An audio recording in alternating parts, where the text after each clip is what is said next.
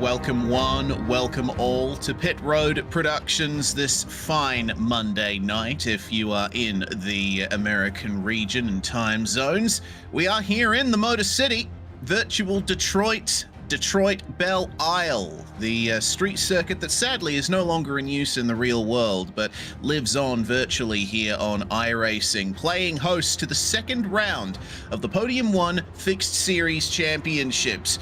We've got 3 classes and 2 races getting ready to go here tonight. First off, the TCRs and the GT4s, which is going to provide some very interesting action, especially considering we have more TCRs this week than we did for round 1. There's been quite a nice extension of the front-wheel drive touring car field. Bringing it to you live here on Pit Road Productions. It is myself, Reese Gardner, and Rob Campbell is joining me in the commentary box and pressing all the buttons behind the scenes in the producer's chair tonight. Daniel Zippy Salmon cannot make it tonight, so we do hope that Zippy is going to be able to return very soon. But Rob, it's great to have you here in the meantime.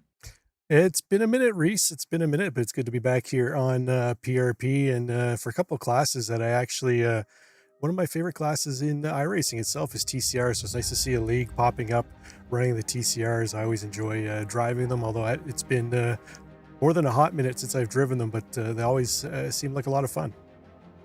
Yeah, I love TCR as well. Front wheel drive touring cars is basically where I started sim racing all the way back in 2008, and it's been great to see Podium 1 pick up the TCR category and the GT4s as part of this expansion that they're doing for their 2026 seasons. While we have a moment, I think we should take a look at where we've been and where we're going. Last week, we started the season at Sebring. We're here at Detroit Belle Isle, a track that is pretty much just as bumpy as Sebring, but the walls are a lot closer. Misano, Imola, and Long Beach rounding out the first half of the season. Then we go to Daytona on the 23rd of February before we head to Road Atlanta for round 7. Zippy might be absent for that one as well. Adelaide will play host to round 8, and then we have Miami, and unfortunately I missed the final one, but it's a 10-round season, and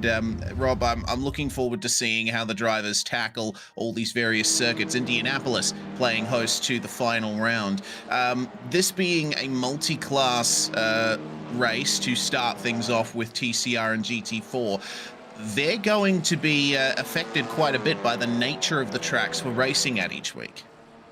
Yeah, it's going to be interesting from the tight confines here at Belle Isle to wide open spaces of, say, like a Road Atlanta. Definitely an eclectic mix of tracks, Reese. So it should be a real varying skill set here that the drivers are going to have to use. A lot of different tracks, a lot of different skills that are going to be required here to get yourself up to the top steps of the podium each week. Indeed, we're in qualifying at the moment for TCR and GT4. There is a 30-minute race scheduled after this session ends. About halfway through the qualifying session as we stand, and Javi Sierra here in the Honda Civic Type R topped the practice times for the TCR class. He's going to come across the line here. We'll see if this is a lap time that counts. It certainly is, and it gets him provisional pole in TCR for the moment. Doug Sorrentino leading the way in the GT4 class. He won the previous round at Sebring, so he's getting his season off to a fantastic start. Maxwell Budd shadowing him for the front row, just like he did at Sebring, though. I gotta wonder, is this where Maxwell Budd is going to get the win that he is desperately looking for? Yeah, we'll have to wait and see here, Reese. Now, you mentioned there's a substantial uptick in TCRs this week from what they've had in the week past. So that's nice to see. Hopefully that keeps growing, as TCR is a great kind of entry into the GT style of racing, especially multi-class too, as well, with the GT4 machinery. It makes for a nice racing, because some tracks, they're very comparable on time. There's not a whole lot in between them. Yeah, absolutely.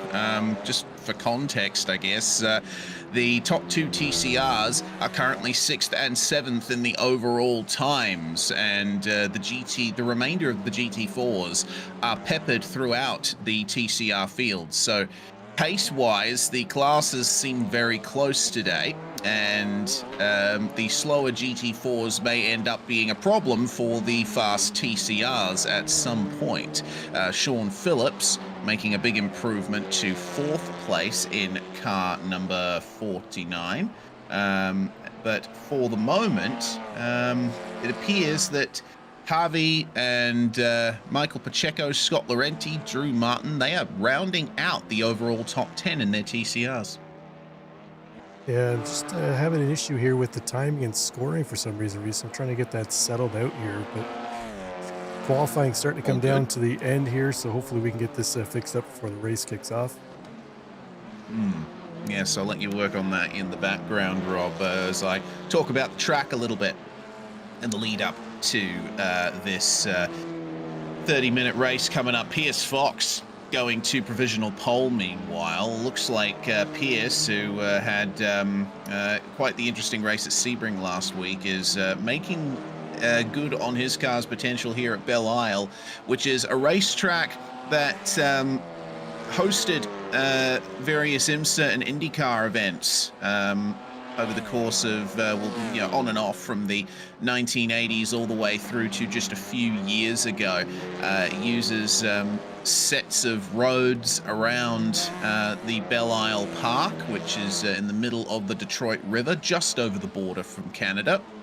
And its centerpiece is this section they're coming through right now and really exiting in these TCRs, going around where the Scott Fountain is in the lovely parklands at the western end of the island. It's a circuit that is mainly concrete in construction, and it's designed for those harsh Detroit winters. These public roads, plenty of corners. The straights here, well, there's a couple of long flat out sections, but other than that, there's no opportunity to rest. This is turns 1 and 2. There's a huge bump right here as they come across the bridge. In the rear wheel drive GT4s, it can result in a spin. In the front wheel drive TCRs, it can result in understeer into the wall. Hard on the brakes here for turn 3 goes Harvey Sierra past the statue in the runoff area. And the track looks nice and wide here, but it'll narrow up quite substantially here, at least the lines that you think you can use. These turns slightly off camber and walls jutting out at very inconvenient places through this staircase section that leads you onto what we can effectively call the back straight, even though it's not straight at all. This is going to be one of the places where the harder accelerating GT4s will be able to get a leg up on the TCRs, but they better hope that they are passed in time, because this corner, though open though it may seem, again has those walls on the exit that will greet you almost immediately. Coming up to the slowest corner on the circuit now, the right-hand hairpin after this run around the park. And there's some quite substantial bumps once again through this section. You can see the suspension working of Harvey Sierra's Honda Civic. Last couple of proper corners on this lap. They are open, but there's no runoff area to speak of. You can carry quite a bit of speed through this section if you get your line right. Having a car in front of you that is slightly slower might be a problem as well. Just a slight blend to the right, and that is the final corner across the start-finish line. It's going to be a very short run to turn 1. As Rob, I noticed that we do indeed have that timing and scoring working now. Doug Sorrentino has taken back overall pole. He has, and nice track guide there, Reese. I actually learned a couple things about Detroit I didn't actually know, so hats off to you. But one of the things here, qualifying going to be a premium at any street course, especially street courses like Belle Isle here in Long Beach, where, as you mentioned, overtaking opportunities don't really abound, and there's not a whole lot of track space to get that done. And with the very similar pace between these two classes, I'm looking at the top TCR driver, Javi Sierra, 139.4, and Pierce Fox, our top GT4, 135.28. Only a few seconds between them, and that's going to make for some really difficult and tricky overtaking opportunities here when the GT4, the quicker class, catches up to the back of the TCR field. Doug Sorrentino exiting the track in quite spectacular fashion there. You're right. The GT4s will have to maybe wait a couple of laps, wait quite a few laps before they actually start lapping the rear of the TCR field. But there is, shall we say, quite a substantial field spread in the GT4 class. There's a few drivers who are mired back with the TCRs, and they're unable to run laps faster than the TCR class, as we've seen from Pierce Fox, Doug Sorrentino. Jack Minter here is 9th in the GT4 class, but he's 13th overall. He's got Dustin Warren, also in a GT4, and then the whole TCR top 4 in front of him before the next GT4s in the field. Yeah, it's going to be interesting. Now, Reese, do they start according to class in this league, or is it just starting in your overall position? They mix the classes all up amongst each other? Last week, we did have a GT4 starting behind the TCRs, so I think they are gridded by overall classification, which could be an issue in the opening laps. Of course, both of these classes are running the latest iRacing tire model, which does take a few laps to get up to temperature properly. And these cars, these classes, one being rear-wheel drive, the other front-wheel drive, they go through the tire heat-up cycle a bit differently. Yeah, that's one thing I noticed when I picked up driving the GT4s. I think it was last season they brought in the new tire model, if I'm correct, along with the Mustang, which is always a tricky car to drive to start with. But that cold tire model that you mentioned, it can be real dicey on some tracks, especially a bumpy track like we're going to see here tonight, where the drivers are really going to have to remember not to push through turn 2, where you get that quick left-hander in a quicker machine like a GT3. It's almost flat out through that section, where these GT4s are going to really have to lift and really have to manage their first lap through that corner. Otherwise, they'll quickly snap that back end around, and then we could see some chaos here as the rest of the field bunches up.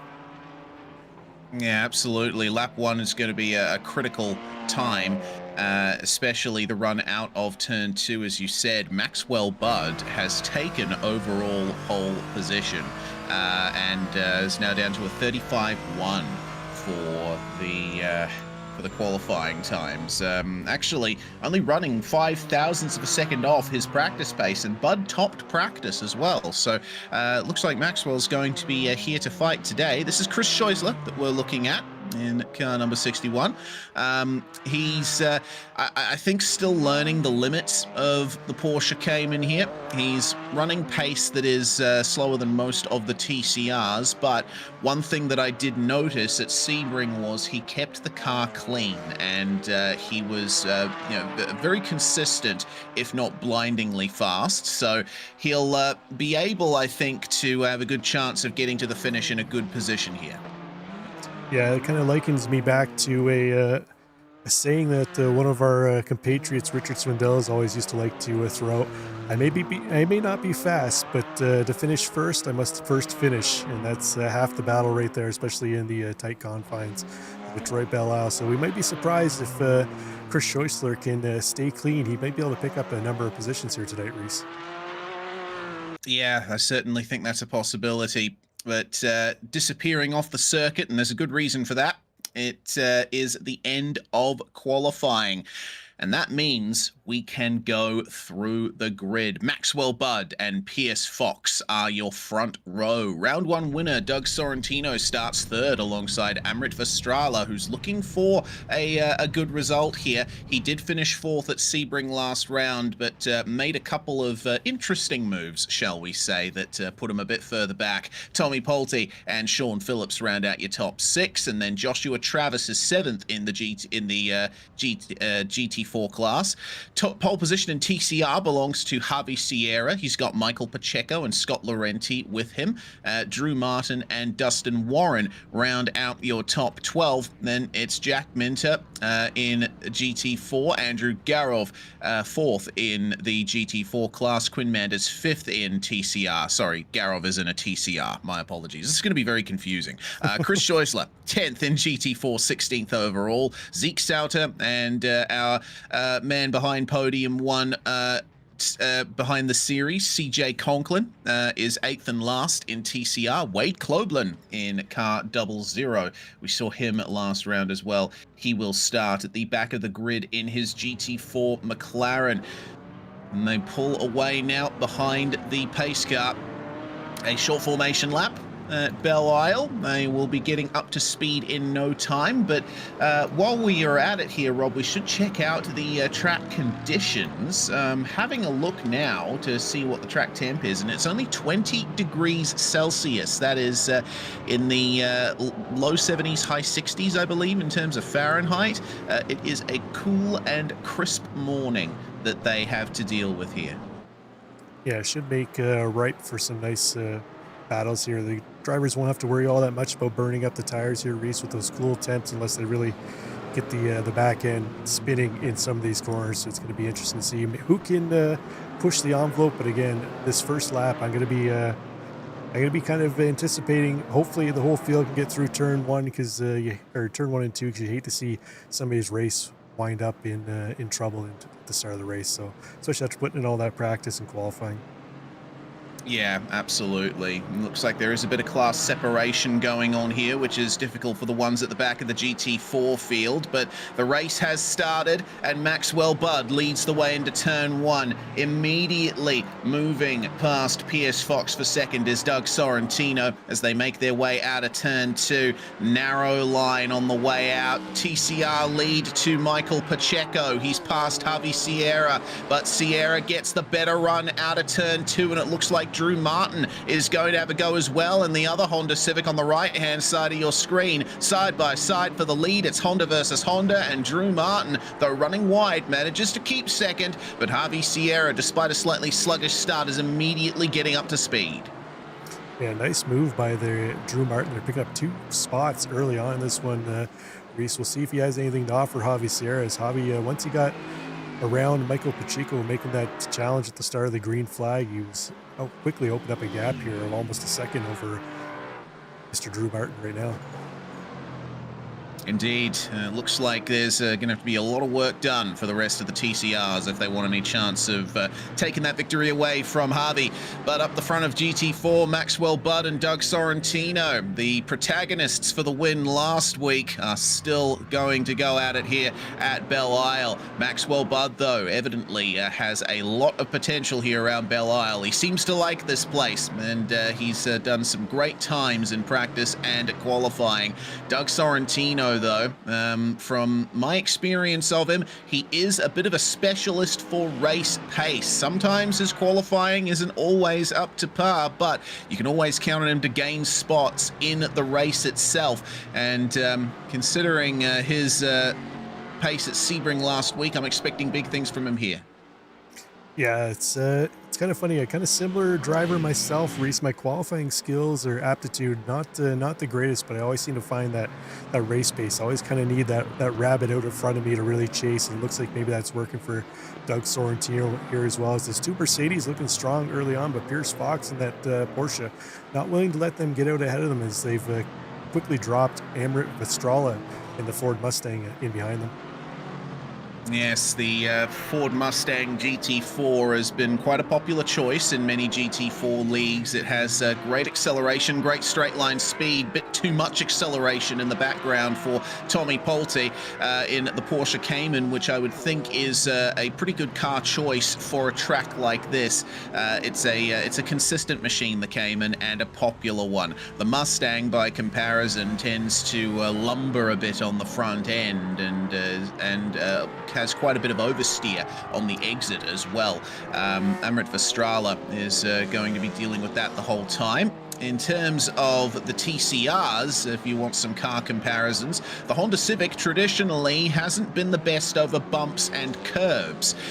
The Audi that is being driven by Michael Pacheco in third is quite a pacey machine. It accelerates quickly because it has a Volkswagen DSG semi-automatic gearbox. There's no pause between gear shifts in this particular car. So under acceleration, the Audi is almost unmatched, and straight line speed is pretty good as well, but we'll have to wait and see what Pacheco can do over the bumps here. It's quite a nimble chassis in the Audi as well. I think it has one of the shortest wheelbases in the TCR class too.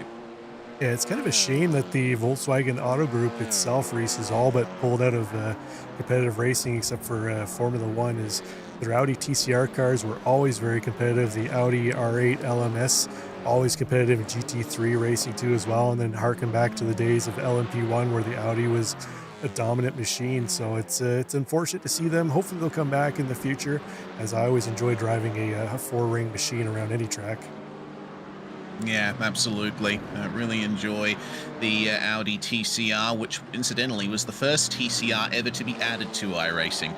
Battle for the GT4 lead is closing up. Scott Laurenti, meanwhile, is down quite a bit in his Hyundai Elantra in the TCR class. Not entirely sure what happened to him, but I did notice that Quinn Manders... Oh dear, that's too much curb understeer into the wall that juts out there for Scott Laurenti. Probably already with some big damage on his car, but definitely damage for Quinn Manders. He towed back to the pits a few laps ago. He's driving the Audi TCR as well. Looks like through turns 1 and 2, a bit of an issue. No. Oh, he was a bit deep in turn 1, and it seems the rear end let go on him. Yeah, that's one of those things you would think the front-wheel drive cars just wouldn't snap around like that, but it's kind of amazing. They just have so much grip on the front end, Reese, with the engine over the front wheels driving the car, that it's amazingly actually very easy to snap the back end around, which you would think would be very difficult on a front-wheel drive car with the added body ground effects that these machines have too as well. Very nimble in the corners, but it's kind of surprising sometimes where you just get that back end snap around. Unfortunately, we saw that happen to Quinn Manders, and they're out early on. Yeah, we did, and I think another reason for it is the brake bias level that you have to run in TCRs. Doug Sorrentino making his intentions clear as he chases down Maxwell Budd for the lead. Yeah, TCRs, they do need the brake bias run pretty hard to the rear to get rotation on the way into the corners, because TCR cars produce about 350 horsepower, and that's all going through the front wheels. You get on the power too hard, you're just going to understeer. These GT4s on screen at the moment don't have the same problem. Probably still a good idea to run the brake bias a bit far back at a track like this, though. Lots of right angle corners and turns where you need the front end to respond instantly. Yeah, a little bit of rear brake bias definitely help rotate that car around these tight confines. Difficult track surface here too as well, Reese. One of the few tracks we go to that's basically a concrete surface all the way around. As we see here in turn 2, it has been repaved over the years, but majority of the track is that rough, really grainy concrete surface, which can really burn up the tires very quickly. As we see Doug Sorrentino still giving the razzle-dazzle to Maxwell Budd there, trying to get him off his game, but right now the veteran Maxwell Budd not falling for it as they're starting to get into the back end of the TCR class now. It's going to get interesting here, Reese. Yeah, Zeke Sauter there in the number 224 Honda Civic. Let's see what the negotiation of interclass is like here. It's a convenient spot for them to come up on Zeke, because they've got the entire flat-out section here along the waterfront to go for it, and you get a good idea of what the straight line speed is like for the GT4s versus the TCRs. GT4s are heavier but have more power. Speaking of heavy, that was a lot of weight being thrown through the car there for Maxwell Budd, and it looks like he's in trouble now. Doug Sorrentino trying to go for the lead here, side by side through the multi-apex left-hander around the Scott Fountain, but Maxwell Budd has the inside line for the hairpin. There's a very easy corner to defend in that, and looks like he'll be fine for the moment, but Doug Sorrentino is going to pressure him here. Oh, Maxwell needs to be careful not to run too deep next time. And you know who's loving seeing this, Reese? Mr. Pierce Fox in third place. You'd love to see these two guys just battle, and wear each other out and use up their stuff and just hop right through to the win. Now, you mentioned the Porsche is always a competent car on the road tracks, the street surface, tight confines. It's the narrowest of the GT4s, so it's a little more slippery through these tight confines. You get a little more track space driving that car, and I think that really leans to why we usually see a lot of Porsche Cayman cars when we get to this tight street circuits here, like Detroit and Long Beach. Yep, up the inside at turn 3. Doug Sorrentino goes and completes the move at turn 4. Maxwell Budd loses the lead and he's in trouble for second place as well. Up the inside, a big opportunistic move from Pierce Fox to take second place. The nimble Porsche Cayman, super narrow compared to the other GT4s, as you say, Rob, has found its way through on the inside. Now it's up to the pole sitter to see what he can do to get those positions back. It's going to be a tough job. Yeah, we see Bud showing the nose to the left side, but Pierce Fox going defensive, wasn't going to fall for that. He knows that you really can't make a move through here unless there's a mistake. And it looks like Pierce going to stay tucked in tight and behind Doug Sorrentino. I'm wondering maybe if Maxwell Budd might have overheated those front tires a little bit, Reese, as the last couple laps he's really had to defend from Doug Sorrentino. So maybe a couple laps here cooling down those front tires, and then he can mount a charge back towards the front of the field. I've driven GT4 quite a lot recently, having run in a league or two myself, and yeah, it can be very difficult to bring those tires back down to a reasonable temperature if you push them too hard early on. Maybe a little bit more brake bias to the rear would be a good idea, just to get some of that pressure off the front end of the car. Drew Martin running third in TCR here, looking very aggressive over the curbs as he tries to chase down Michael Pacheco, who won the first TCR round of the season at Sebring. Looks like he's not under much pressure at the moment. It's all about consistency here at Belle Isle, and we're seeing battles in the further towards the back of the GT4 field as well. This is sort of midfield, really. 6th and 7th, Sean Phillips versus Joshua Travis in the BMW. Travis running 0.3 of a second faster than Sean Phillips on the previous lap, and you really get a sense for how the Mustang handles the bumps and curbs around here. Yeah, it seems to be one of the GT4s that I've found in my testing, Reese, that kind of handles the bumps a little better, where the BMW with that very stiffly sprung suspension doesn't necessarily seem to enjoy being thrown up on the curbs. Where we see Sean Phillips able to use that in the Mustang to his advantage, and Joshua Travis having to back out a little bit, taking a little more conservative line over the curb. Oh, I say that, and then Sean Phillips is just going to bin it into the wall there. Unfortunately, that's going to be some heavy suspension damage on the left front for that car. Oh no, Sean Phillips, who finished third at Sebring last week, is not going to get that same result here at Belle Isle. Just a little too deep again, coming into this very difficult turn 7 complex. I understand why the wall juts out like it does. There's really only so many places you can put that concrete barrier, but it really becomes a hazard if you get on the brakes slightly too late for that corner. Many drivers finding that out the hard way in practice and qualifying, and a couple finding it out the hard way in the race. Battle for the GT4 lead is still on, though. Our top 3 are still together. Doug Sorrentino defending from Pierce Fox, who's really starting to gear up the pace here. However, Maxwell Budd, he may have lost the lead and is running third, but it still seems like he's the fastest of the top 3 at the moment. He ran a 1:35.6 on the last lap. That was 0.2 faster than Fox and Sorrentino. Yeah, he's sitting pretty here in third right now, Reese. He's kind of doing what Pierce Fox was doing earlier when Bud and Sorrentino were battling it out, kind of sitting back, watching what's going on ahead of them. Fox looking a little more aggressive here, trying to find a way around Sorrentino, but we're getting into some lap traffic again too as well. So we'll see if maybe the nimble Porsche can take advantage of that. Might be able to find a little spot to sneak through as they're coming up on the back marker. I believe that is possibly Jack Minter that's just up ahead of them. Oh, God, and there's a bit of miscommunication there. Oh, and the, oh dear, it looks to me like the software being used for this has unfortunately flagged a caution and Sorrentino has picked up a mechanical black flag from that incident. That's quite substantial. A bit of miscommunication there as Minter was trying to let the GT4 top 3 by. He was slow at the apex. Sorrentino trying to go for the move. And then, yeah, it just seems like Minter was trying to let them go on the inside, but Sorrentino was too close. He ended up getting contact from the rear from Pierce Fox. Yeah, there was quite the bottleneck there, Reese. We take another look. Yeah, Sorrentino was really trying to get away around Minter. He got blocked right up, and unfortunately, Pierce Fox nowhere to go. But I'm surprised Sorrentino actually got a meatball flag out of that. It looked like just major, minor bumper damage on that. So I'm surprised that iRacing flagged him for that. Unfortunately for him. So I'm not sure if they can pit here under the yellow. Fortunately for him, we've seen he's got the pace here tonight, Reese. So he maybe quickly can move himself back up towards the front again. Yeah, indeed.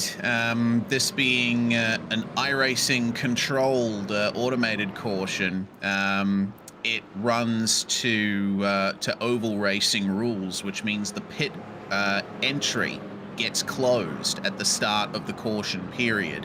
They're going to have to wait till the end of this lap for pit road to open. I do have some news on the Doug Sorrentino front for his fans out there watching at home, Reese. Looking at my timing and scoring here, and he has his meatball flag cleared. So good news for Doug Sorrentino. Well, I mean, I understand, you know, black flags being cleared by race control. It seems like the automated drive-throughs for incident limit from the software were a little bit too eager. So that's good for everyone who got just a black flag, but we have to remember a mechanical black flag is only assigned to you if the sim deems that your car has too much damage to continue on the track. So I believe Sorrentino, even if he doesn't come through the pits, may still have some issues with the car there. Another view of what happened to Sean Phillips in the meantime. We saw this before, hard into the tire barrier, and it would appear a nice easy position for the BMW of Joshua Travis. Jack Minter, meanwhile, we're going to see what happened to him. He was hard into the wall at turn 7, and I think this is what brought him in contact with the GT4 leaders in the end. Yeah, it looks like that really slowed him up, and that's what caused that bottleneck with a couple corners to go on the lap there, Reese. So unfortunate for them, but it looks like the lights are still up on the pace car, so we're going to have at least one more lap here under yellow. Yeah, and Sorrentino has come into the pits for repairs. It looks like we have 4 of our TCRs in there as well: Sierra, Laurenti, Pacheco, and Andrew Garov as well.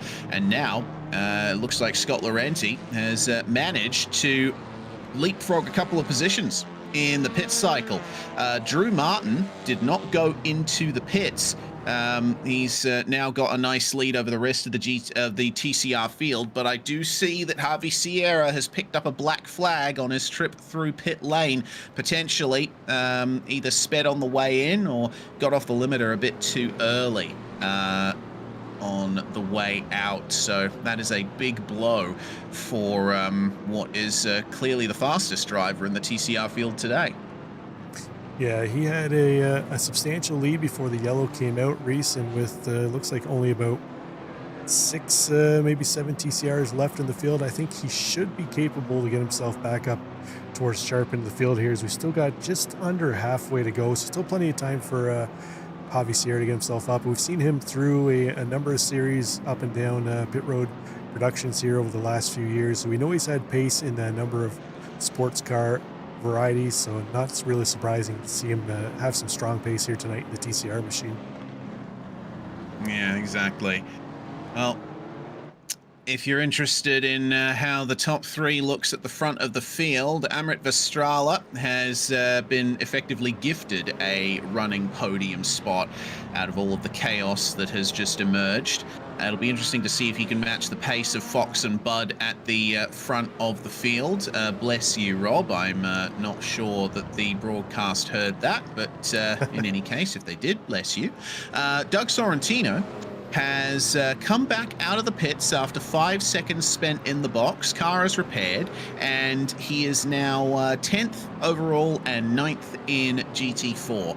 It's going to be a tough job for Doug Sorrentino to find his way back up through this field. Belle Isle, as we know, is a track where it's very hard to pass and make moves, but if anyone can do it, I'm sure it's Doug.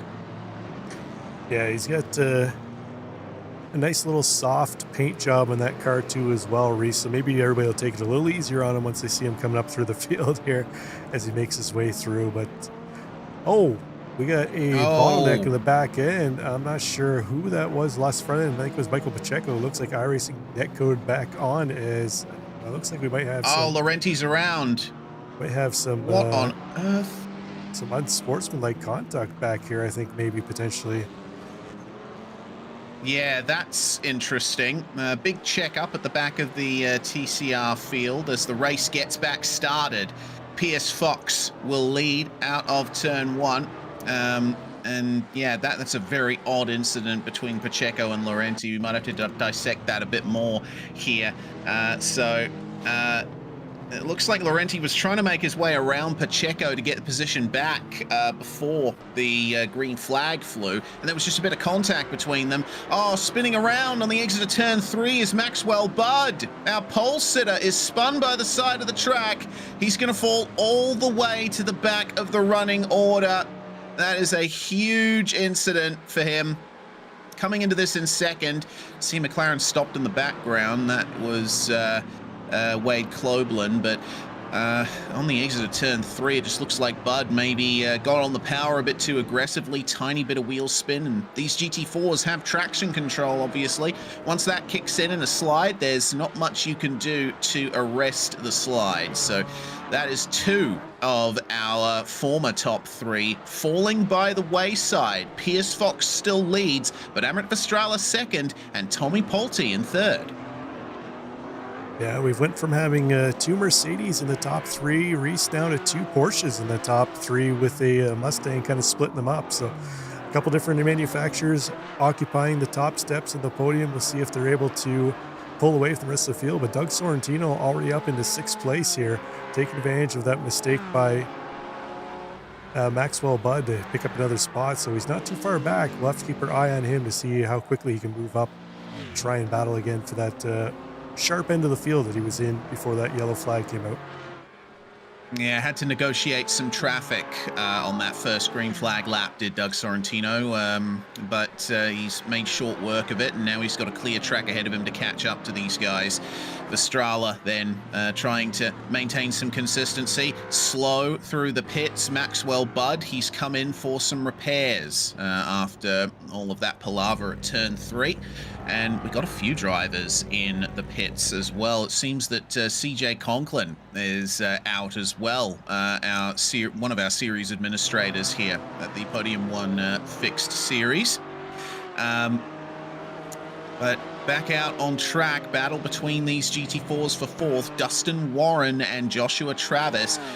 Warren has made up quite a few positions here over the course of the race. He has kept the car clean and he's kept his pace consistent. I see barely a scratch on that number 44 as Sorrentino spins in the background. It looks like he caught the wall on the exit of turn 7. That's a dangerous spot to be in, and he's towed back to the pits. Yeah, bad day going worse here for Doug Sorrentino. Let's take a look here, Reese, and see exactly what happened to him. It's a corner where we've seen a number of drivers have difficulties not long ago and just caught that little part of the wall that juts out that you were talking about earlier, Reese. I don't know why they never fixed that, but unfortunately it's going to end Doug Sorrentino's day.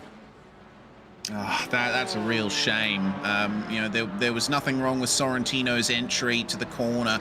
Maybe just a tiny bit too much speed at the apex and an ever so slight tap sending him around.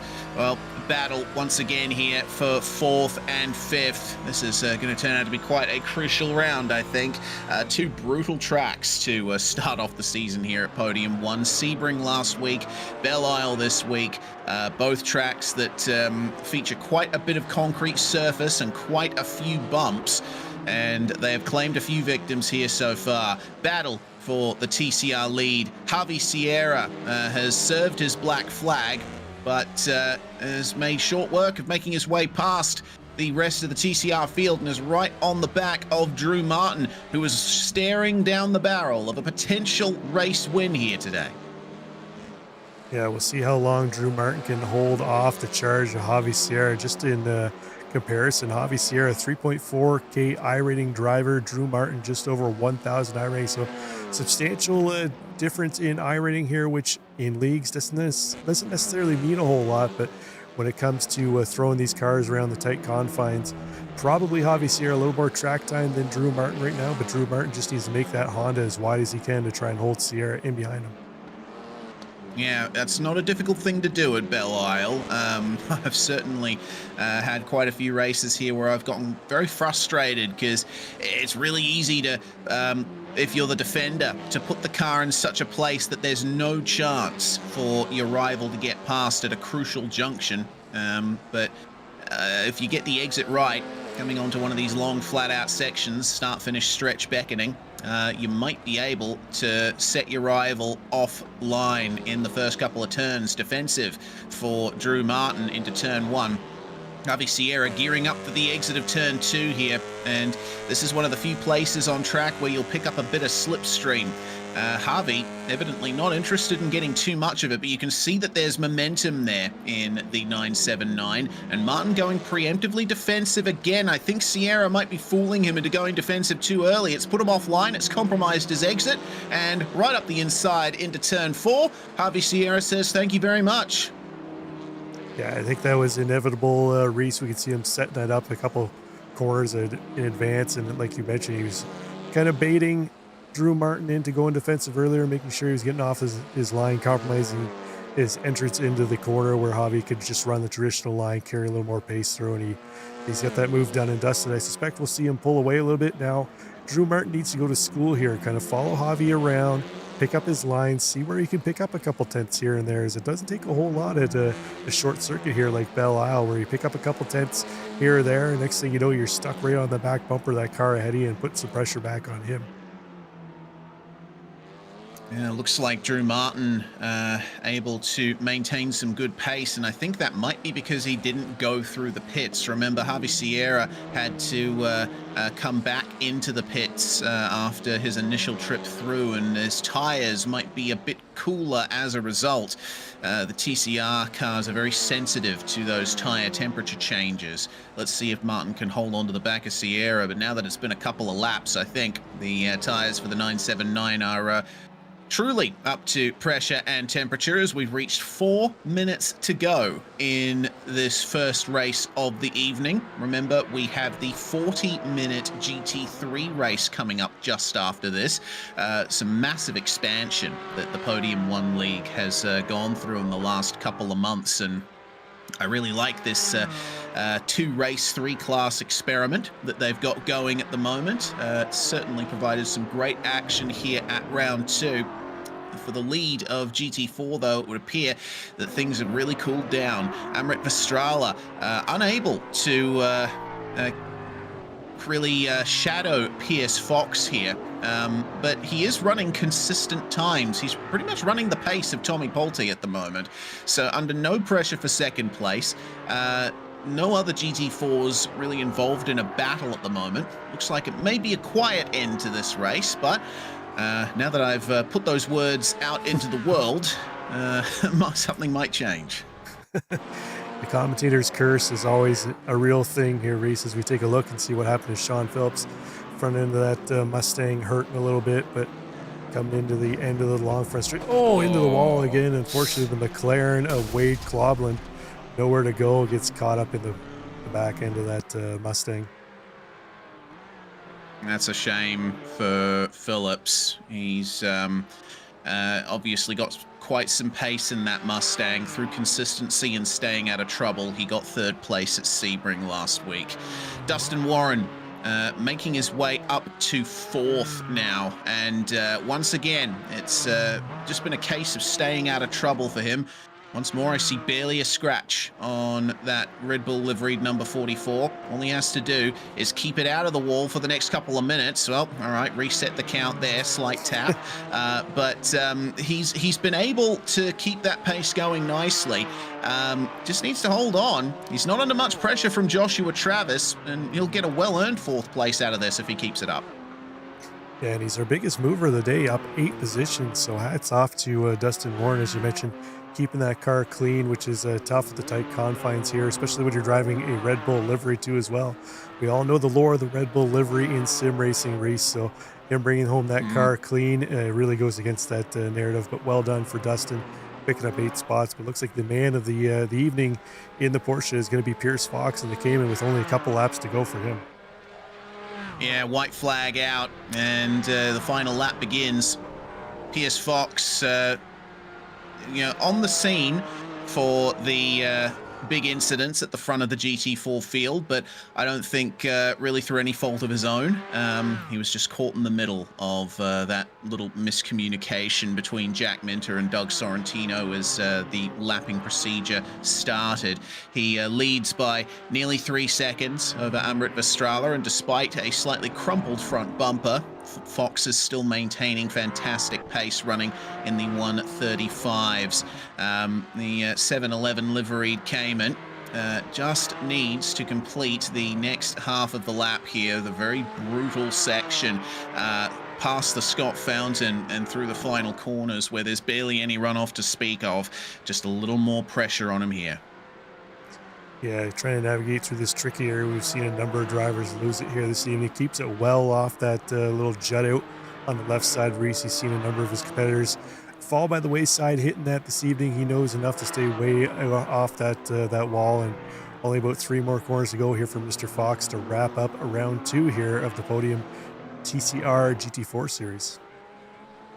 Yes, indeed. Fox will be racing in the GT3 race later on as well, where he has great pace in his BMW, but in the other German car, the Porsche Cayman, he is going to take victory at round 2. Pierce Fox on top, and what a race it was from him. Staying out of trouble, keeping the car as clean as he could considering the circumstances. A well-earned 2nd place for Amrit Vestrala as well, managed to stay out of trouble this round. And Tommy Polte gets onto the podium. He'll be absolutely ecstatic with that.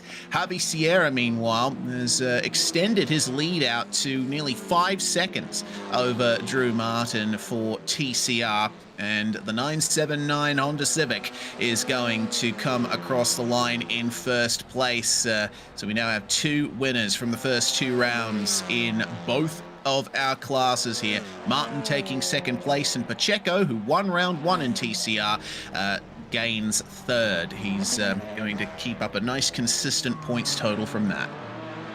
Yeah, nice run by all 3 of our TCR drivers. Able to stay out of the trouble for the most part. A lot of the incidents we've seen here tonight, Reese, were from our GT4 drivers with the TCRs. Other than that one incident under yellow, we didn't really see a whole lot of carnage from them, which is interesting to see, as they are, for the most part, a little bit wider, as they got the wide body extensions over the wheel arches on those cars. It could make them a little difficult on the tight confines of the streets. Yeah, and the fenders and the front wheels are quite sensitive to damage, especially if you're talking about the Hyundai Elantra. But the Audi of Quinn Manders, one of the last drivers across the line, that means we can go through our results. Pierce Fox winning in GT4 with Vestrala and Polte joining him on the podium. Dustin Warren finishes a strong 4th in car number 44. Winning TCR, Javi Sierra, Drew Martin and Michael Pacheco. Within about 9 seconds of him at the end of the race. Maxwell Budd, who started this race in pole position right at the front, has to settle for 8th overall, but still a 5th place in GT4, nothing to sneeze at considering his spin out of turn 4. Scott Laurenti and Andrew Garov rounding out the top 10 in their 2 TCRs, rounding out that class's top 5. Chris Scheusler and Jack Minter 11th and 12th. Zeke Sauter finishing in 13th overall. Manders, Travis, Phillips, Kloblin, Sorrentino, and Conklin, rounding out the 19 cars who took to the start of this race. A real shame for Doug Sorrentino. That is a massive points loss out of round 2. that he would not have wanted. Well, we'll quickly go through our interviews here before we get things over to the GT3 session. And the first driver I think we should talk to is Tommy Polte.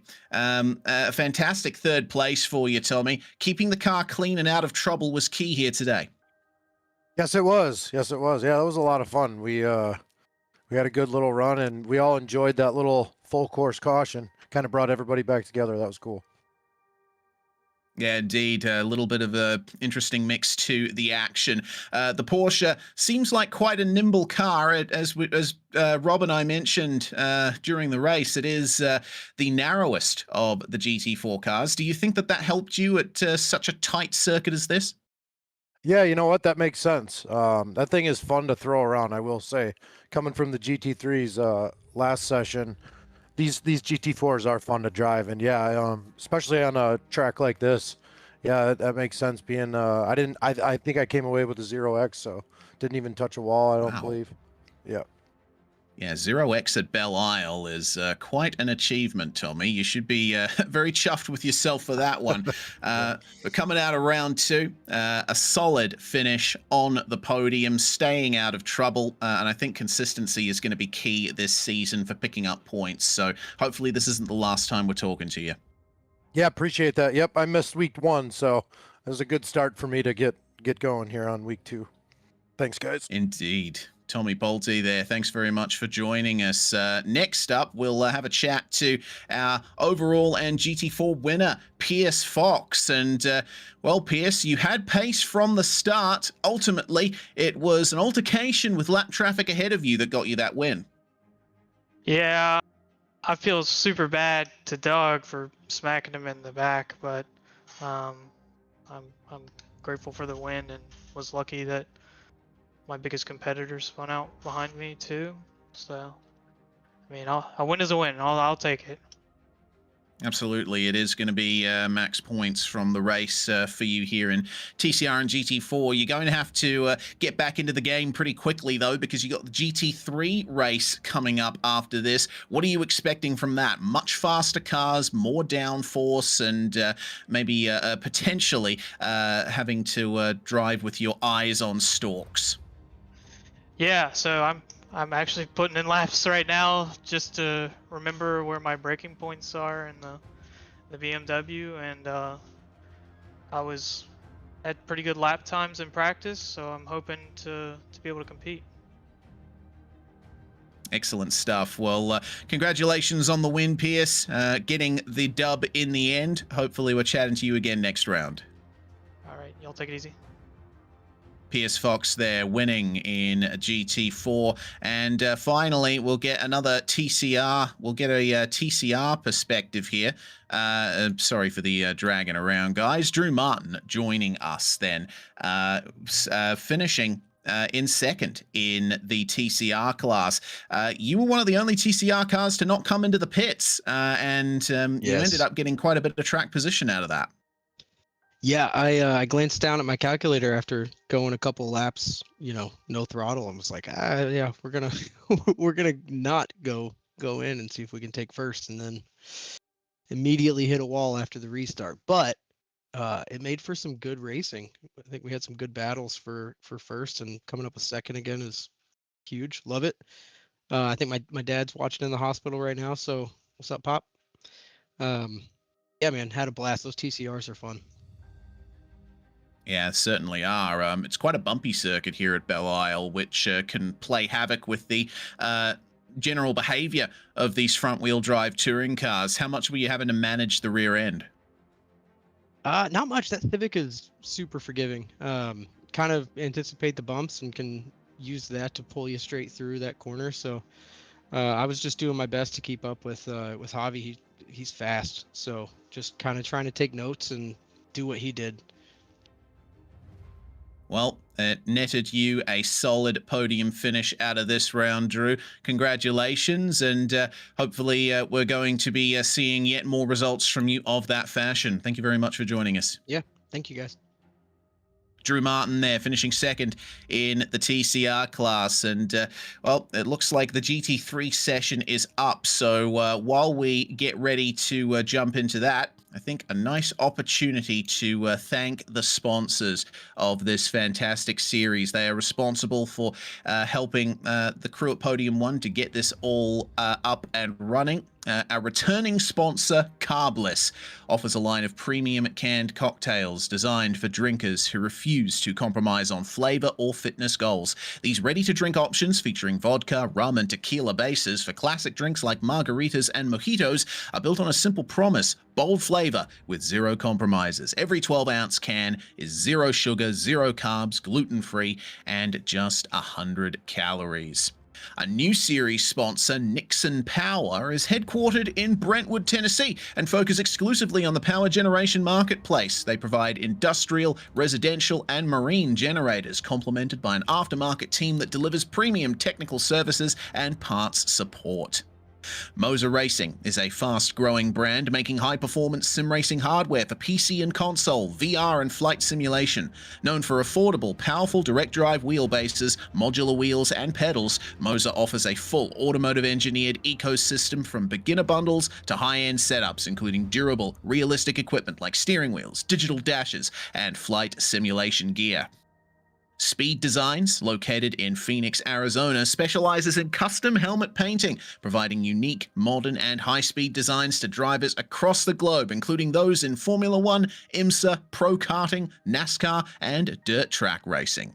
Last but not least, Podium 1 Racing is a Nashville, Tennessee-based builder of turnkey racing and flight simulator systems. They offer premium, ready-to-use rigs that integrate high-end components from manufacturers such as Fanatec and Azatek, and also Cubic Motion Systems, to meet the needs of serious racers and professional training environments.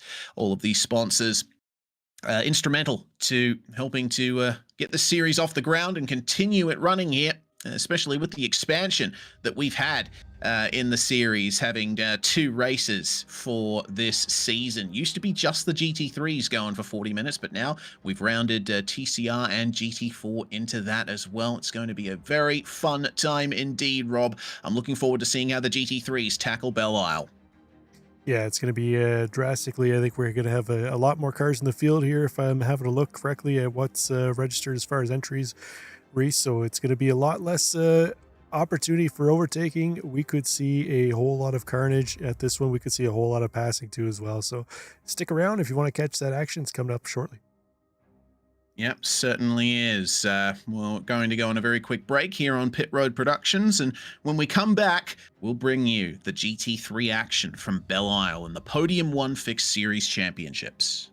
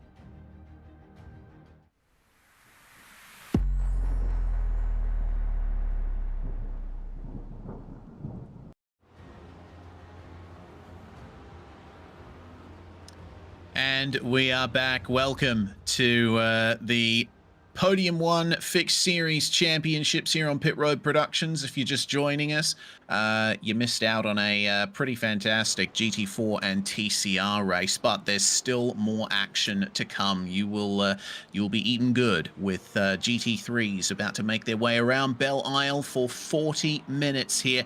My name is Reese Gardner, Rob Campbell alongside me in the comms box and handling everything behind the scenes as well, delivering you these live pictures. Tell you what, Rob, coming out of that GT4 and TCR race, I'm very excited to see what the GT3s have up for grabs. Much faster cars here, where mistakes will be much more costly around a circuit like this. Absolutely. As we pick up our winner from the GT4 race, Mr. Pierce Fox race. So we know he's got some practice under his belt in a little slower car, a little less downforce, but as you mentioned, he's hopped into his BMW this time, so I expect to see big things from him.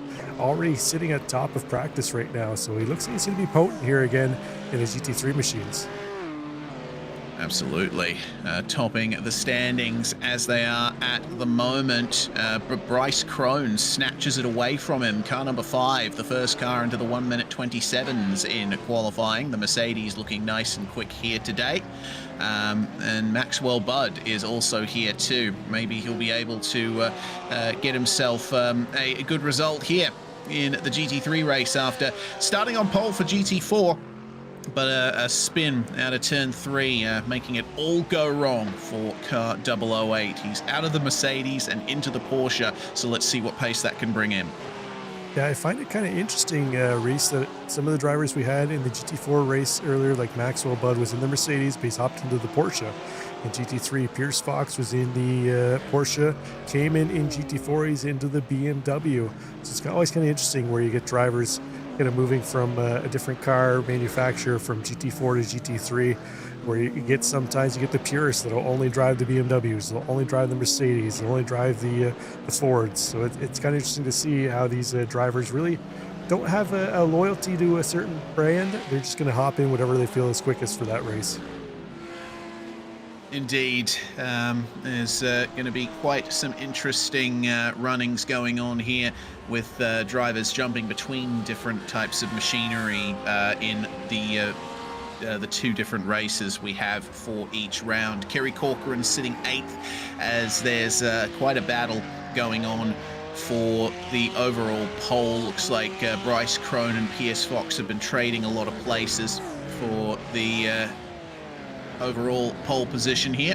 We do have Pro and Am classes here today, of course. James Haskell leading the way in the Am class for the moment and sitting in 5th overall. Quite a nice turn of pace in that Mustang. Yeah, looking strong right now in the Mustang. Generally not I don't want to keep harping on the fact that it's so narrow here, Reese, but the Mustang is a very wide GT3, very difficult to get it around the tight confines here. So well done. Hats off to James Haskell as he's showing the might of that Ford in Detroit Motor City. Certainly is. Effectively the home race for both the Mustang and the Corvette. Which is driven by a few individuals in this field. Alex Zart in the Lamborghini, meanwhile, has just made his way up to 3rd. There he is in car number 70, and he was able to get a good result at Sebring as well. Seems that Lamborghini is quite pacey at these bumpy tracks. Let's see what he can do going forward here. As we reach the final 5 minutes of the GT3 qualifying session, I think it's a good opportunity for us to go through the standings. We unfortunately weren't able to get around to the GT4 and TCR standings, so we will bring those to you at this opportunity in the broadcast. Michael Pacheco, and keep in mind this is coming out of round one. Michael Pacheco, Drew Martin, Andrew Garov, CJ Conklin, and Simon Carter, your top 5 in the TCRs coming into the second round. And I think Pacheco and Martin will at least be much closer there, and with more competitors in the TCR field as well. Sorrentino was leading the championship in GT4, but after finishing way down the order in the race we just saw, Maxwell Budd as well finishing down the order. Pierce Fox taking the win in round 2. He is going to likely get into the championship lead by the time we come to round 3. Amrit Vestrala also gaining quite a few positions there.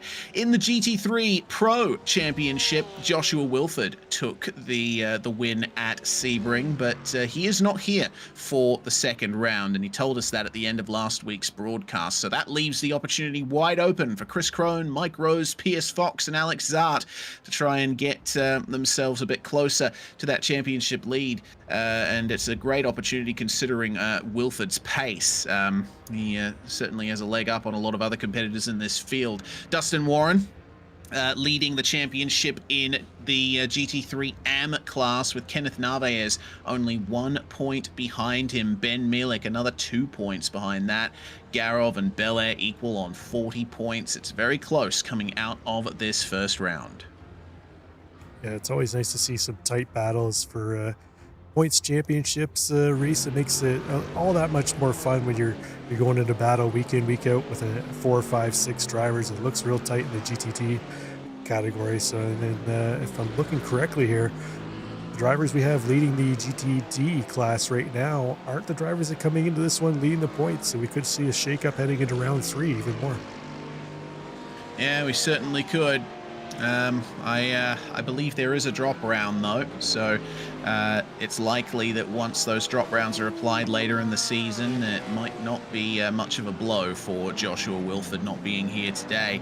It's going to be up to everyone else to try and get it done here today, with Pierce Fox still on provisional pole. The BMW is quite a sedate car to drive from what I've read. It's it's some say boring to drive, but I think you want a boring car to drive at a track like this, a car that just handles the bumps, goes where you point it, and has consistent pace. Yeah, I think it's I would call it reliable, Reese. You always kind of really know what it's going to do. It never really gets itself out of shape. It's not the quickest in a straight line, not the quickest through the corner, but it's just about average at everything, which in most tracks being average at all the facets of the race really comes out to work into your advantage at a lot of tracks. And right now it looks like it's working well for Pierce Fox. Javi Sierra in the BMW 2 as well in 5th place. So 2 of the top 5 BMWs must say something about it. Yeah, indeed. Very strong performances from the Bimmers. Bryce Crone in the Mercedes, Alex Zart here in the Lamborghini, and Jack Minter, who wasn't having the best of times in his GT4 Porsche just a short while ago, is currently in his Porsche in GT3, and his pace in the GT3s is quite substantial compared to what it is in the GT4. Apparently Minter likes that little bit of extra downforce and grip that comes with this more open class in terms of aerodynamic regulations, negotiating some traffic here at the moment, and finding himself up to P1 in the AM class, 4th overall. That is great pace. Yeah, looking strong in that Porsche machine right now, Reese. So we'll see how he does once the race comes down. He's going to pull it in for a little bit of pit stops. Feels kind of comfortable. Maxwell Budd, driver who we're definitely going to be looking for a bounce back after the GT4 race early on, trying to improve on his performance there. Michael Pacheco, one of our only McLaren drivers in the field, which McLaren, when it came out, was the car to have, but it looks like the last couple of seasons, Reese, it's kind of fallen by the wayside as far as BOP changes. Yeah, indeed. But Pacheco has consistently been in the McLaren since we started broadcasting the Podium 1 series a few seasons ago. And he is always a factor some way or another. A consistent drive in qualifying so far, running time's good enough for a top 8. But he won't get a valid lap time on this lap. We did see him hit the wall a couple of times, and it looks like it's not going to matter all that much anyway, because the session is about to end. Anyone who's currently on a lap right now will be able to finish it, but if you haven't started your final qualifying lap now, that is going to be your final opportunity. 2 minutes of overtime to allow drivers to finish their laps, and already for Kevin Rosario, that is a run into the wall, and miscommunication between himself and Kerry Corcoran as well. That's going to be a tough end to qualifying for those two, as P.S. Fox evidently makes his way right through the debris. Zero lift. This is a no lift session here, Reese, but heavy hit at the end of qualifying. Fortunately for both those drivers, they had already crossed the start finish line, so whatever lap they had put in was going to count, and that wreck shouldn't have caused a whole lot of damage for them, as we see Sean O'Brien going slow on his out lap, so he no doubt has finished up his run. It's like Maxwell Budd and Alex Zart going to take one last run at it here. Zart getting some draft off Budd, so we'll see if he's able to improve on his second place spot right now.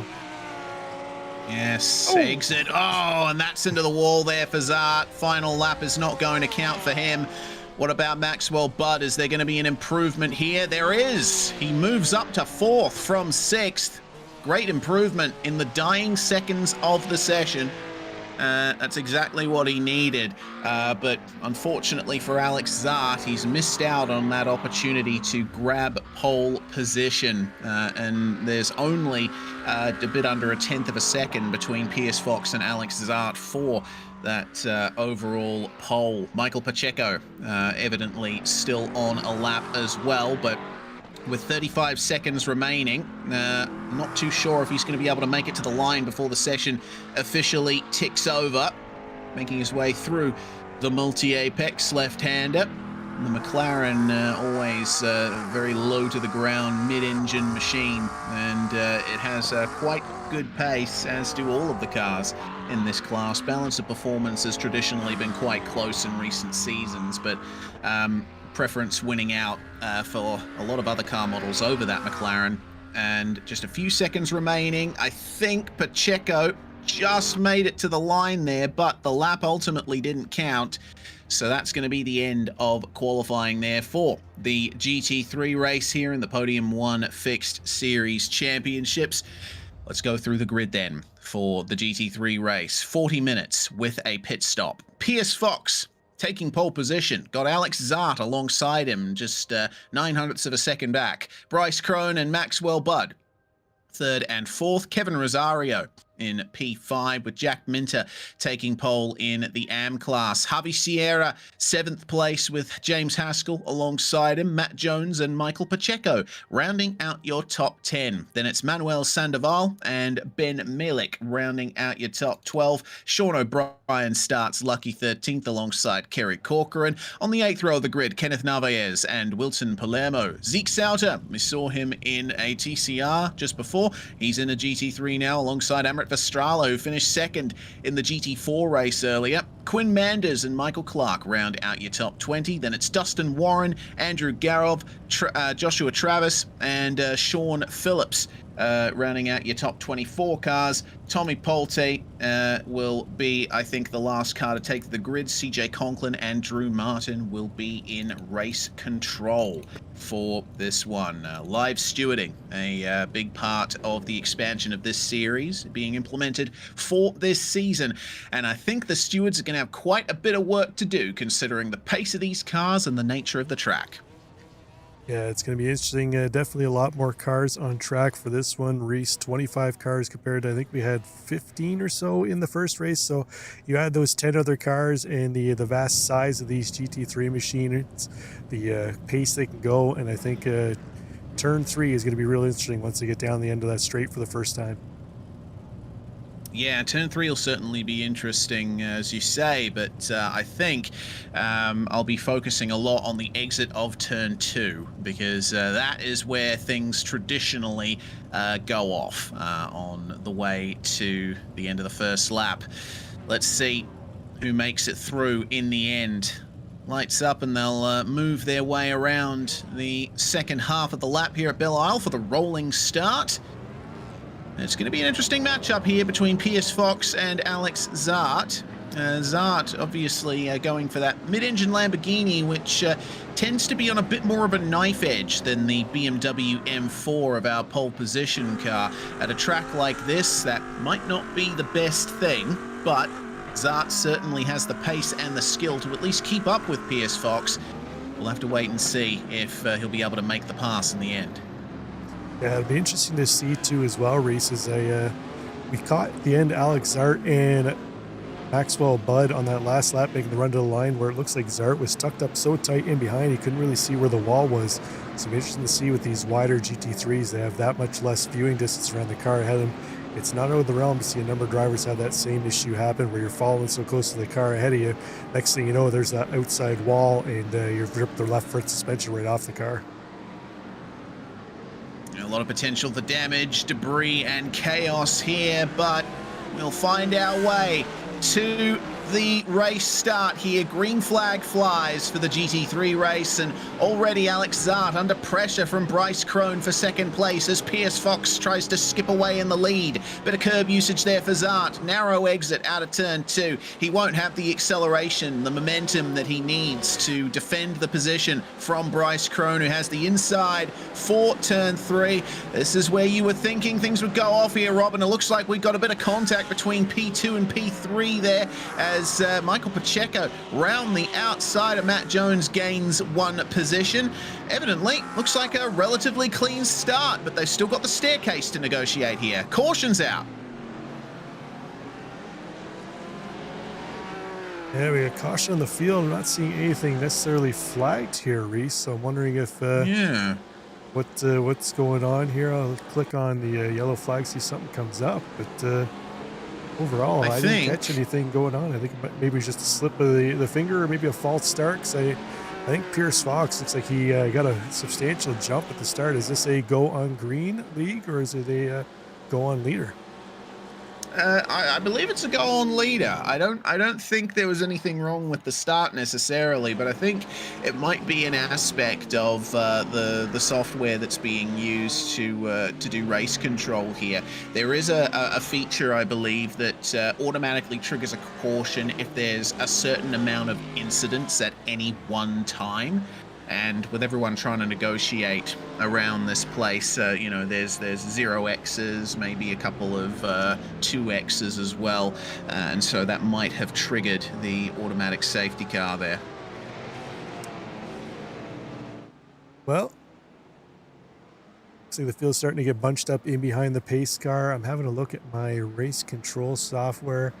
Unfortunately, it's not giving me any reason for a yellow other than a couple drivers had their black flags cleared early on the race. So I wonder if maybe there was something of an issue with the start a little farther back in the field where a couple drivers just weren't quite bunched up and ready to go and they kind of threw the yellow to get the field bunched up again. But either way, we're going to rack them back up and fire it off again. Indeed we are. This could have quite an effect on the eventual pit stops that we're going to be seeing. This series does have a pit stop at some point. The cars don't have enough fuel in the tanks at the start to make it to the end. I got to wonder if there's anyone who's going to tour through pit lane and go for a stop early on now. This being a timed race, spending a couple of laps under caution like this is a great opportunity to save fuel and if not shorten your pit stop, then make sure that you have a bit more of an open window to play with. Absolutely. It's always fun when you can see strategy come into play and how it unfolds. So not sure if they'll get enough yellow flag running here with a quick little splash, Reese, if they could potentially field save to the end. It might be interesting to see if somebody goes for that play, tries that strategy. Maybe a driver that's a little farther back in the field, why not roll the dice? Try that, see if it works out. Really, what do you have to lose if you're starting at the back already? You're just going to be back there again anyways. Yeah, absolutely.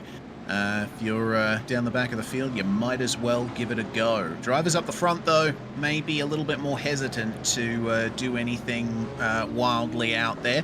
Pierce Fox, a nice stable start in his BMW, and it looks like since the lights are still on the pace car, we're going to be seeing another lap under caution here. So let's wait and see then how long it is before we actually get this race going once more.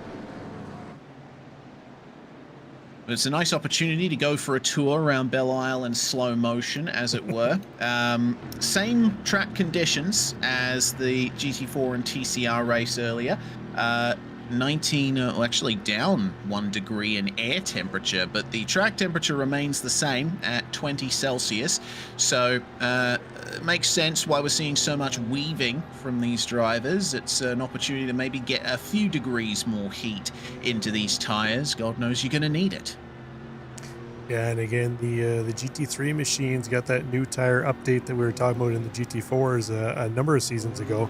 So most of the drivers should be more of accustomed to it. But again, the bumpy surface here at Detroit throws a whole other wrench in that, Reese, where, you know, it's different if you're at, say, a track like Silverstone or Monza, one of those really flat grade 1 FIA F1 tracks where it's flat. You know, you're just worried about getting the tire up to temp. You get a whole other animal here with the different surfaces at Detroit, plus the bumps where you already have a really slick contact patch as it is in that tire, and then you throw in that suspension is really gonna be working, and you know, that tire may be off the ground for a half a millisecond or so.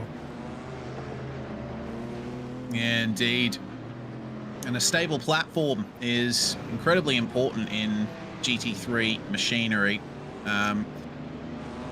Just for context, I've been practicing for a GT3 league race that I'm doing on Wednesday, and we're racing at Sandown, which has some pretty brutal curbs, and you've got to be very careful how you hit high curbs in these cars. If you take them a bit too aggressively, the front end can clatter across the curbs and result in some oscillations in the front end that really affect your front end grip. Keeping a stable aero and suspension platform is so important in these cars, and this is one of those tracks where it's really hard to find that sweet spot. Absolutely. And while we got a moment here under the yellow, we got some fans in the chat here cheering on their favorite drivers. We've got OG Holiday cheering on Polte. We've got Mulbachers cheering on Kenneth. I believe that's could be Kenneth Narvez. I'm seeing another one in the field here. We got Swoo saying, "Let's go GCS boys," and Samantha Fox cheering on Pierce Fox. Indeed.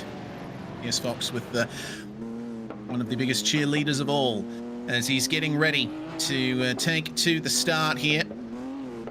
Some final weaves as the restart is going to be single file. Let's see if Pierce can ultimately take victory from here, or if Bryce Crone and Alex Zart can pressure him for this ultimate victory.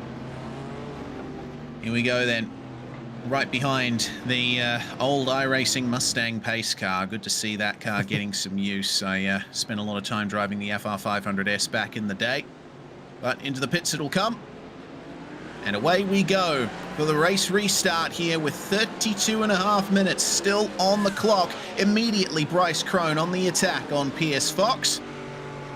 But through turn 1, things looking stable. Look at the apex speed for Bryce Crone. He's looking very aggressive in that Mercedes. But Pierce is going to stay defensive. Coming into turn 2.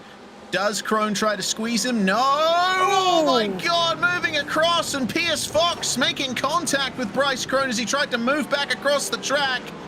And that's big damage into the runoff area at turn 3. The pole sitter falls outside the top 15, and he is crabbing hard.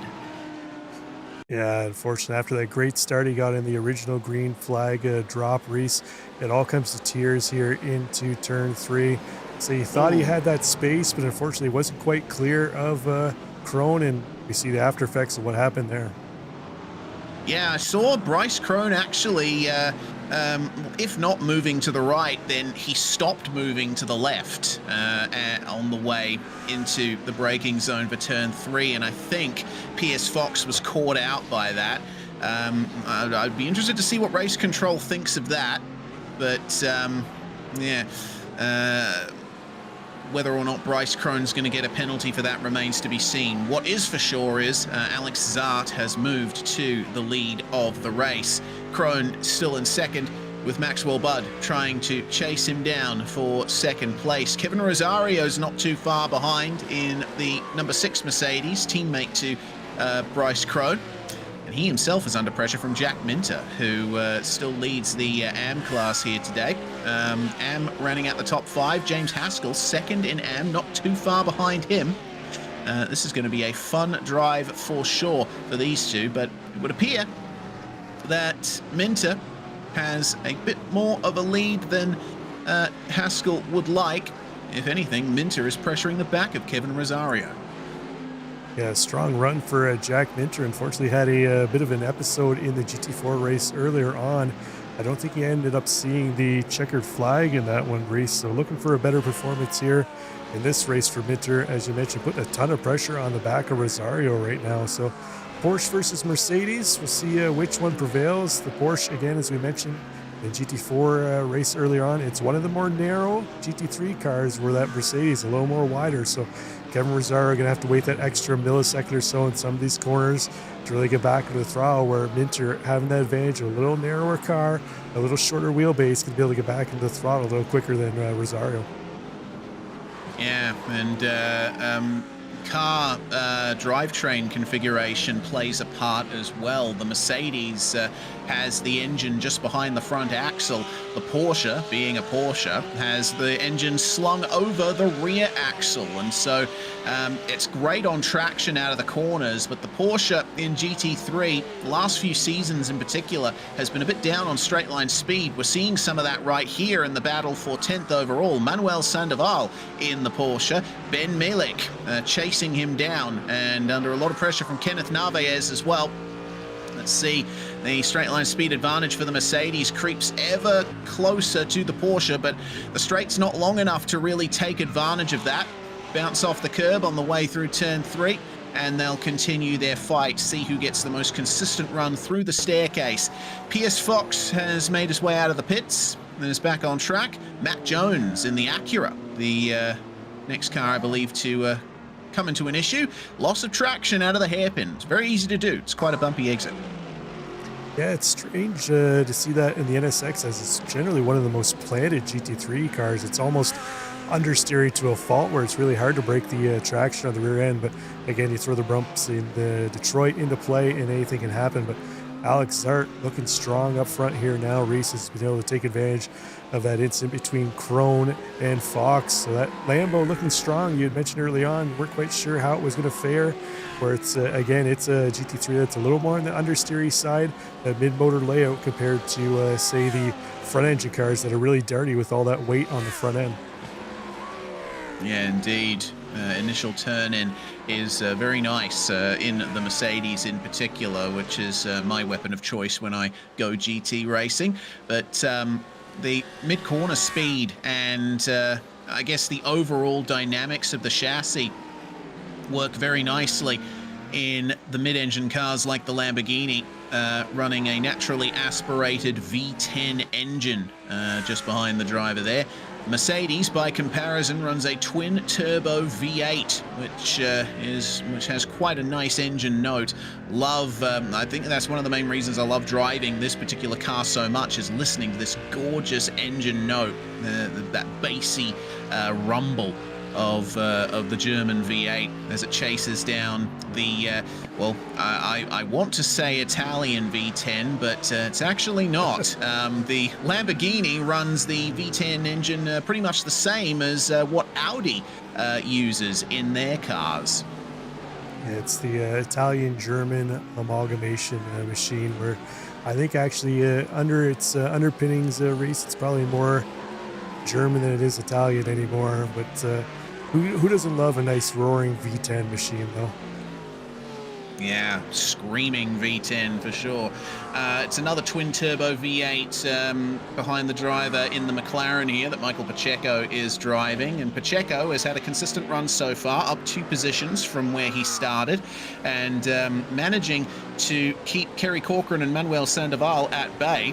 Javi Sierra falling under a bit of pressure from Pacheco here. And these drivers raced together in the TCR field earlier tonight. It was Sierra that ended up winning that battle, with Pacheco a somewhat distant third. Now they are fighting for 7th overall in the GT3s, and it looks like Pacheco is trying to make some moves. Yeah, Sierra was able to get the best of Pacheco last race, but looks like Pacheco trying to get some revenge here in GT3, Rich. But fans of Tommy Polte are going to be a little disappointed, as I'm seeing him flagged as a crash here a couple of times. So unfortunately for Tommy, it looks like it's going to be an early retirement for him. Yeah, that's unfortunate.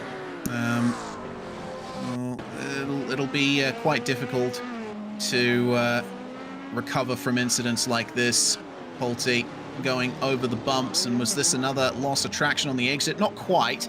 He took a bit too much curb at the hairpin, it seems, and again, it's quite an easy thing to do. Even the best drivers will have an appointment with that apex curb at some point, but Polte has managed to go for some kind of recovery there. 25 minutes remaining in the race, and already our leaders are coming up on lapped traffic. Alex Zart having to negotiate Andrew Garov, who was another one of our TCR competitors earlier tonight. Garov will make things nice and easy for our leaders. It would appear that Zart and Crone have gapped Maxwell Budd slightly. Yeah, Maxwell Budd falling back, but strong third place for him right now. I think Remy Maxwell might be a little shy here, Reese. We saw what happened to him a couple of times in the GT4 race where he had those self-inflicted spins. So no doubt he's trying to play the long game here this evening in the GT3 race, knowing there's still about 25 minutes to go, or just under 25 minutes to go. Still plenty of time for him to try and mount the charge here, save your equipment, push a little later on in the race. He knows that Porsche is going to have a little bit of advantage where he's not necessarily going to be burning up those rear tires like some of the front-engined cars like the Mercedes, the Mustang. They're going to be tending to be a little lighter on the back end as the fuel burns off. It's going to be a little easier for them to spin up those tires and heat up the rear tires, where the Porsche, having all that weight on the back end, has much more grip, less chance of spinning up those tires and burning them off. Yes, lots of subtle differences between these cars mixed in with the really big, easy to notice differences. Back to the battle of the Mercs here, with Kenneth Narvaez at the back of this battle for 12th here. It looks like he and Mielek have caught right up to Sandoval and Corcoran, and it will be 2 Mercedes versus 2 Porsches for the last couple of positions in the top 10. Corcoran taking a wide line on the way into turn 1, which sets him up nicely for turn 2. Sandoval a bit quicker to the apex, and it seems a little bit quicker to full throttle as well. Car 420 getting a nice launch out of the second turn there, but not quite close enough to make a move on Corcoran yet. A lot of German machinery battling on track right there in one camera shot, Reese. But there's 2 Porsches leading the way, but as you mentioned, Sandoval looking a little aggressive in behind, trying to find a way around Corcoran. He sees that potentially Pacheco and Haskell pulling away from them up ahead. Doesn't want to lose touch of those drivers, trying to find his way around Corcoran as quick as he can. Here's the opportunity for a slight bit of slipstream. Does Corcoran go defensive into turn 7? He does. A narrow line into this corner doesn't always work out nicely, and Corcoran just avoids getting into the bit of wall that juts out there. Sandoval having to take a wide line through the hairpin there to avoid running into the back of him. The fight is on here between Sandoval and Corcoran, and from this camera angle especially, you get a really good idea of the bumps around Belle Isle here. It's almost like driving a rally stage at times, as it looks like there's a problem there for the BMW ahead. That's Andrew Garov, the lap car that we saw earlier. Sandoval into pit lane. It looks like he's going to take his pit stop early. Yeah, you're going to try and release some of that pressure, which is always a good play, Reese, especially if you see a lot of lap traffic coming up. Instead of losing time trying to navigate through the lap traffic or battling, maybe he can find some clear air by popping into the pits here early, getting that splash of fuel that he needs. I don't think anybody's going to change tires at a 40-minute race. These GT3 tires can run a good hour before you really need to change them. So pop in, get a splash of fuel, maybe find himself some clean air, clean track space where he can really put in some hot laps, potentially leapfrog the rest of the drivers once they come in for their service. We also had Dustin Warren coming through pit lane on that occasion. His second visit to the pits. I believe the first time was for damage, presumably, in those early stages. But we're getting more and more drivers setting themselves up for the run to the end. And if you want some context for pit stops to come, Manuel Sandoval had a pit stop time of just under 5 seconds, with a 25-second run through the entire pit lane. So that's the benchmark by which we'll be measuring every other pit stop from here on out. It looks like our leaders aren't too concerned with their strategy just yet. They're still trying to run this first stint and get the max out of their cars. I would expect if you're up the front here, especially on a circuit like Belle Isle where it's so hard to pass, the overcut might actually be the better option here. You run with a lighter car for a little bit longer and maybe get some track position over your rivals that way. Yeah, we'll have to keep an eye on it. Sandoval, as you mentioned, the first driver, or the highest ranked driver that's pit so far, sitting in 15th place. So we'll keep an eye on where he cycles through once the rest of the field comes through. But this is our closest battle on track right now, and it's for the lead. We've got another battle a little farther back that Sandoval pulled out of. That's the battle between Corcoran, Mellick, and Navarez right now, as Corcoran's still leading this trio here. Yes, it looks like Michael Pacheco a long way ahead of these guys. This trio will be very involved with each other as Corcoran will be forced defensive again into turn 7. Does he keep it out of the wall this time? He certainly does. Very aggressive curb usage, and Ben Mellick very wisely backing out of any move there, but it looks like it might put him under some pressure from Narvaez. I have seen plenty of moves happen at that hairpin, but it seems like with the speed and the pace that these GT3 cars take, it's going to be difficult to pull off a move there. Narvaez is certainly confident on the brakes. He's catching up at every single braking zone, but the exits are a lot more important. Narvaez evidently thinks he's being held up, so into the pits he comes, but he's on the pit limiter early. Yeah, it's going to cost him a 10th or 2 on that entrance, Reese, but that corner you were mentioning where you potentially can move, I think you kind of got to go the old NASCAR rules where you kind of stick the front bumper in, kind of get the car in front of you a little loose to make that move on the inside to really make that move stick. But I've seen a number of moves through that corner too as well, Reese. So we'll see if maybe as the race goes on, somebody finds that little bit of Ricky Bobby in them, sticks the nose in there, gets the car a little unsettled in front of them, moves them out of the way a little bit, and tucks the nose up the inside. Yeah, it's going to have to require some finesse and patience, though, because these GT3 cars, though they can take a beating, they are a bit more fragile than NASCAR stock cars. A long pit stop for Kenneth Narvaez, 7.5 seconds, and well, he's lost 3 seconds ultimately to Manuel Sandoval, and that could potentially make things difficult for him a bit later on. Javi Sierra, meanwhile, behind James Haskell. Our top 2 in AMS still running 5th and 6th overall.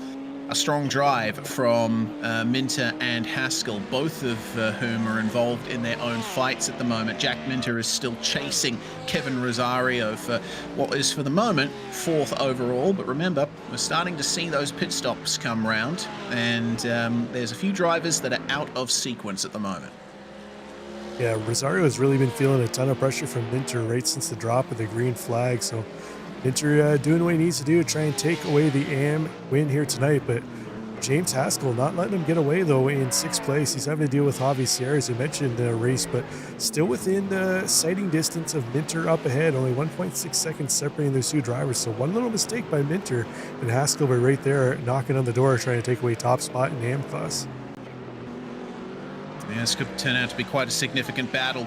Still got just under 17 minutes remaining in the race, and about half the field have toured through pit lane at least once, all of them with pit stops long enough to have gotten the required fuel to get to the end of the race. So looks like we're going to be seeing those positions jumble quite a bit more. Battle continuing between Ben Mielik and Kerry Corcoran. Corcoran up 5 places, Mielik up 2.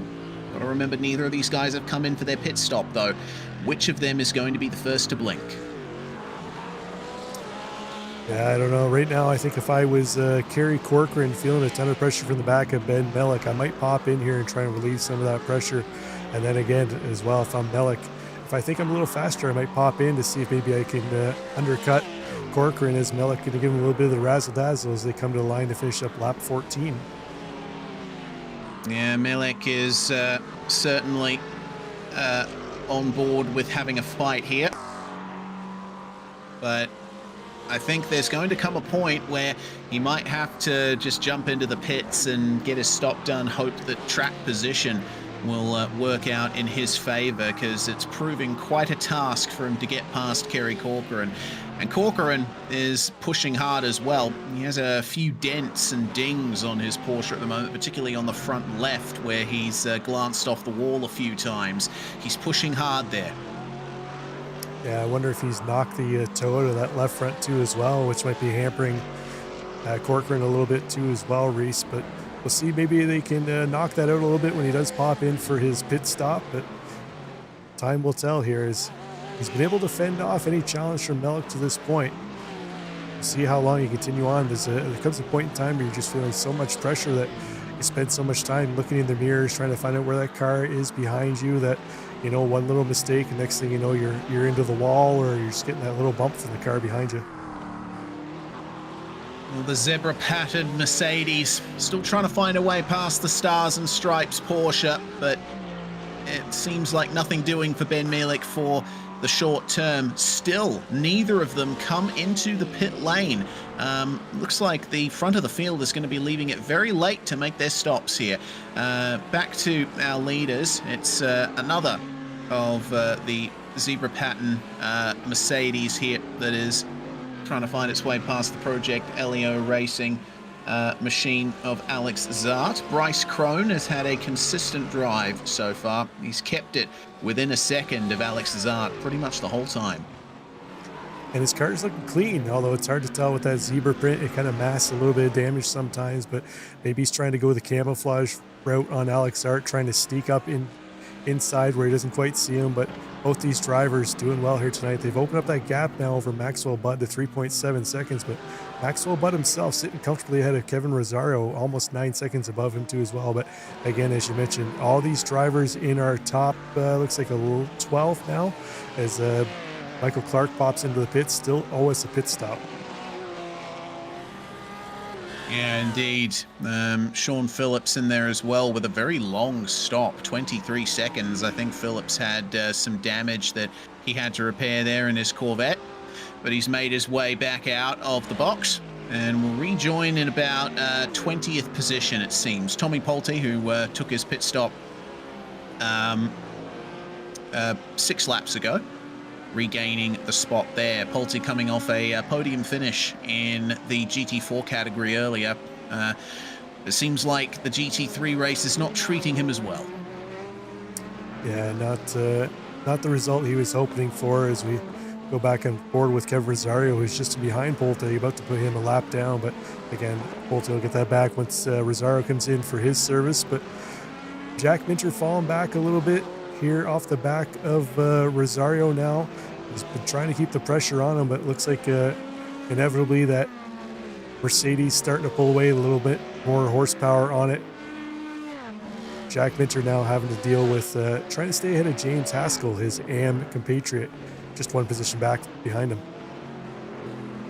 Ben Mielik is the first of the Real Racing Mercedes to make his way into the pits. He's just exited, and it's a stop of about 7.5 seconds that he got there, and that's consistent with what we've seen from most of our more front-running GT3 machines.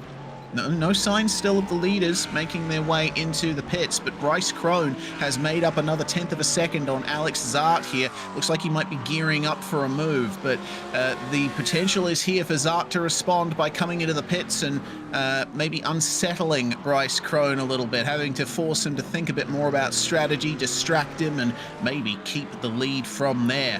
What is for sure, though, is we're starting to see some line astern running from our top two, just in time for them to come up on a tiny bit of lap traffic. Quinn Manders in the number 13 McLaren ahead of them. They should be on him within the next lap or so. Yeah, you can just kind of see them off in the distance there now, Reese. But I'm having a look at the best laps so far. Bryce Crone actually holds the fastest lap of the race now, albeit he's been in the draft for the majority of the race in behind Alex Zart. But it'd be interesting if he did get some clean air. Could he potentially leapfrog Bryce Crone when he came in for service? Or is he just being helped along enough by that little bit of draft that he is getting on the short straights here that's keeping him in behind Alex Zart and keeping him in touch? Well, just about 10 minutes to go in the race. This is about the point where we would expect our leaders to make their stop. Is there any sign of our leaders making their way in? Still nothing from Alex Zart and Bryce Crone. They might be trying to go for it without a pit stop.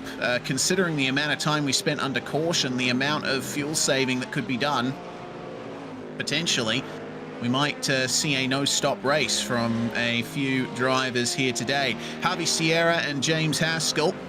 It looks like Haskell and Sierra still finding their way to a fight. Whether or not Sierra will be able to get it done is another question. For now, the battle remaining somewhat static, but I think there's some developments for the lead. They made their way past Quinn Manders, and Alex Zart has lost about another 1/10 of a second or so to Bryce Crone. There was almost a pass for the lead in the midst of them making their way past the lapped McLaren. Crone in the slipstream, making up some time on the way into the braking zone. You've got to be so careful on the exit of turn 7. Look at the pressure he's putting on. Yeah, Alex Zart feeling a ton of pressure, but that Lambo looking fairly planted in front of him, Maurice. You know, these guys could be saving a little bit of fuel, but they have the quickest laps in the race. So if they're saving fuel plus putting down the quickest laps, hats off to them. But I think something's got to give here. They've got to be in within the next lap or two, I would think. Reese, we're getting down to just under 9 minutes to go. That's going to be, what, about another 3 or 4 laps potentially in this race. Now with the yellow, they might be able to do it, but I think it's going to be very touch and go, especially with how much they're battling here. Yeah, my timing is telling me 6 laps to go. So, yeah, not nothing, but it's certainly a small amount of time, as there's the move to the inside for Bryce Crone. Wasn't able to get alongside Alex Zart, though. So the lead remains in the hands of the number 70 Lamborghini. But things are going to really get leery here as they've got more lapped traffic ahead of them. Joshua Travis in the BMW. He should be able to let them go, no problem, down the back straight here. And he leaves them all the room in the world on the right-hand side to make their way past. Lead battle not affected by the lapped car. So Bryce Crone will gear up again for a potential move. I mean, once again, he's so strong on the brakes. He makes up so much time when they're slowing down. But Alex Zart is doing just enough to stay ahead. I'm wondering if maybe, Reese, if Crone's actually hampering himself by going late on the brakes and that heavy on the brakes, where he's jeopardizing his exit pace out of the corners, and that's where we're seeing Alex Zart really open that gap back up again. So I wonder if maybe Crone backed off the braking a little bit, broke just, you know, maybe 10, 20 meters a little sooner as we see him pop into the pits to come in for his service. So there goes the no-stop strategy here from Bryce Crone, but it'll be interesting to see where he comes back out and where Alex Zart cycles back in once he comes in for his service. Maxwell Budd joining Bryce Crone in the pit lane there, and I would expect a few more GT3 competitors to find their way into the pits here, but Rosario and Minter don't. They're going to go an extra lap, at least. Javi Sierra as well. Apart from them, it's only Michael Pacheco who has yet to come into the lane. Kerry Corcoran has found his way in. Up 6 positions from where he started. Got to wonder where he's going to come out in the midst of all this. He was battling with the likes of Sandoval, Narvaez, and Melik. So he'll probably come out around that area. Alex Zart with no pressure at the front for now, as he has one of the lightest cars of all at the moment, lowest fuel load, and great potential to have the in-lap to end all in-laps. Michael Clark then. He pitted 18 laps ago. I think he has enough fuel to get to the end of the race. Battling with Zeke Sauter, who is the last car running of the drivers that haven't come into the pits yet. And our leader has come in here now, Reese. So looks like Sauter going to be the final car to come in for his service. I suspect Rosario, Minter, and Sierra going to follow the lead of Alex Zart this time as they come by. And we think about Kevin Rosario here. Oh, yeah, okay. Yep, Rosario makes his way in. Minter does as well. Javi Sierra too. Wait to see where Bryce Crone comes out in all of this. Zart's pit stop, 6.2 seconds. That's 2 seconds quicker than what Bryce Crone could manage. And Crone finds that he has no one ahead of him there. You have to look way further up the track to find Alex Zart. A fantastic pit stop from our leader. Yeah, well done. Hats off to Alex Zart. That Lambo looks like maybe it was sipping a little less fuel than the Mercedes, the big old V10, the Mercedes chugging along, or Mercedes Twin Turbo Mercedes chugging along. So we'll see if Bryce Crone able to close back in. Is time going to be the enemy here for him, Reese? As we're under 5 minutes to go. So Bryce Crone, that slower stop really going to hamper his chances of taking top step on the podium here this evening. Yeah, and I think whatever pace advantage he has over Alex Zart, it's not going to be enough to make up that gap in these last few laps unless there's a mistake or an appointment with the wall for Alex Zart, which is certainly possible. I've seen so many races at Belle Isle on iRacing, particularly in Australian supercars, and no one is immune to the walls at this place, even the very best. So let's see what Alex Zart can do now with no pressure from behind, a fantastic pit stop, and leading by 3.5 seconds with about 2 laps to go, I would imagine. No, 3 laps. There goes Michael Pacheco into the lane. He was the last car to take a stop, and so that cleanses the field. Be interested to see where Pacheco comes out in all of this, but Maxwell Budd reassuming 3rd place. He's under no pressure himself. The next battle behind him will be between, oh my goodness, hello, Kenneth Narvaez and Manuel Sandoval. The 2 Puerto Ricans will find their way past each other. Sandoval evidently pushing a bit too hard for his own liking. I used to have a saying, Reese, back when you used to be able to knock the mirrors off the GT4 machines when we were at a road course, that if I brought the car back with both mirrors on both sides and I wasn't pushing the limits far enough, but it looks like, unfortunately, Manuel Sandoval tried to take that a little more serious here by throwing the left front fender into the wall. So hopefully he didn't knock the toe out in that car and he's able to continue to challenge Kenneth Narvaez. Yeah, speaking of Narvaez, I do apologize. I got his nationality wrong. Narvaez is racing under the flag of Nicaragua for this series. So let's see what he can do. He's got the Nicaraguan flag on his roof too. Very nice touch there. Well, let's see what Narvaez can do now that he has assumed 10th place. He's chasing down Michael Pacheco, who was freshly out of pit lane, and Michael Clark up ahead of them too. Clark was one of the first cars to come into the pit lane, had damage early on, and managed to get his fuel stop out of the way while he was at it. It's granted him 12 positions over where he started. Yeah, Clark by far and away our biggest gainer. The next driver to make up a number of spots is, we got Tommy Polte, +6. So well done by Michael Clark, doubling that impressive gain on Polte. So strategy looks like it worked out well for him, albeit it was due to a little bit of damage, Reese. But in the end, it looks like it seems to work out for him, comfortably sitting in the top 10 right now ahead of Pacheco and Narvaez. So we'll see if he can hold on to that spot. Unfortunately for him, James Haskell and Jack Minter well down the track. Yeah, indeed. Speaking of Minter and Haskell, here they are. still battling for 6th place and the lead in the AM class. Minter has, well, in the last season was head and shoulders above the rest of the AM field at a lot of the rounds. But he's under a bit more pressure here at Belle Isle from the Mustang of James Haskell. This battle is going to continue all the way to the very end of the race, which isn't far away. Alex Zart making his way out of the final corners here.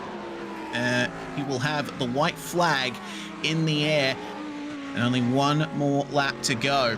Having a look at the times, though, Alex Zart's last lap was a 1 minute 29. That is incredibly slow pace. Bryce Crone made up 2 seconds on him on the last lap. He's made up another 7/10 on this lap. Did Alex Zart underfuel it?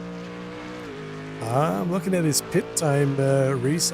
He's more than a second quicker in his stall than Bryce Crone was, so potentially trying to take a little less fuel, having to do a little bit of lifting and coasting here in the last lap, but I think he's got a comfortable enough gap here over Bryce Crone with the track that we're at, not having a whole lot of overtaking opportunity where Zart can actually hold on to this spot.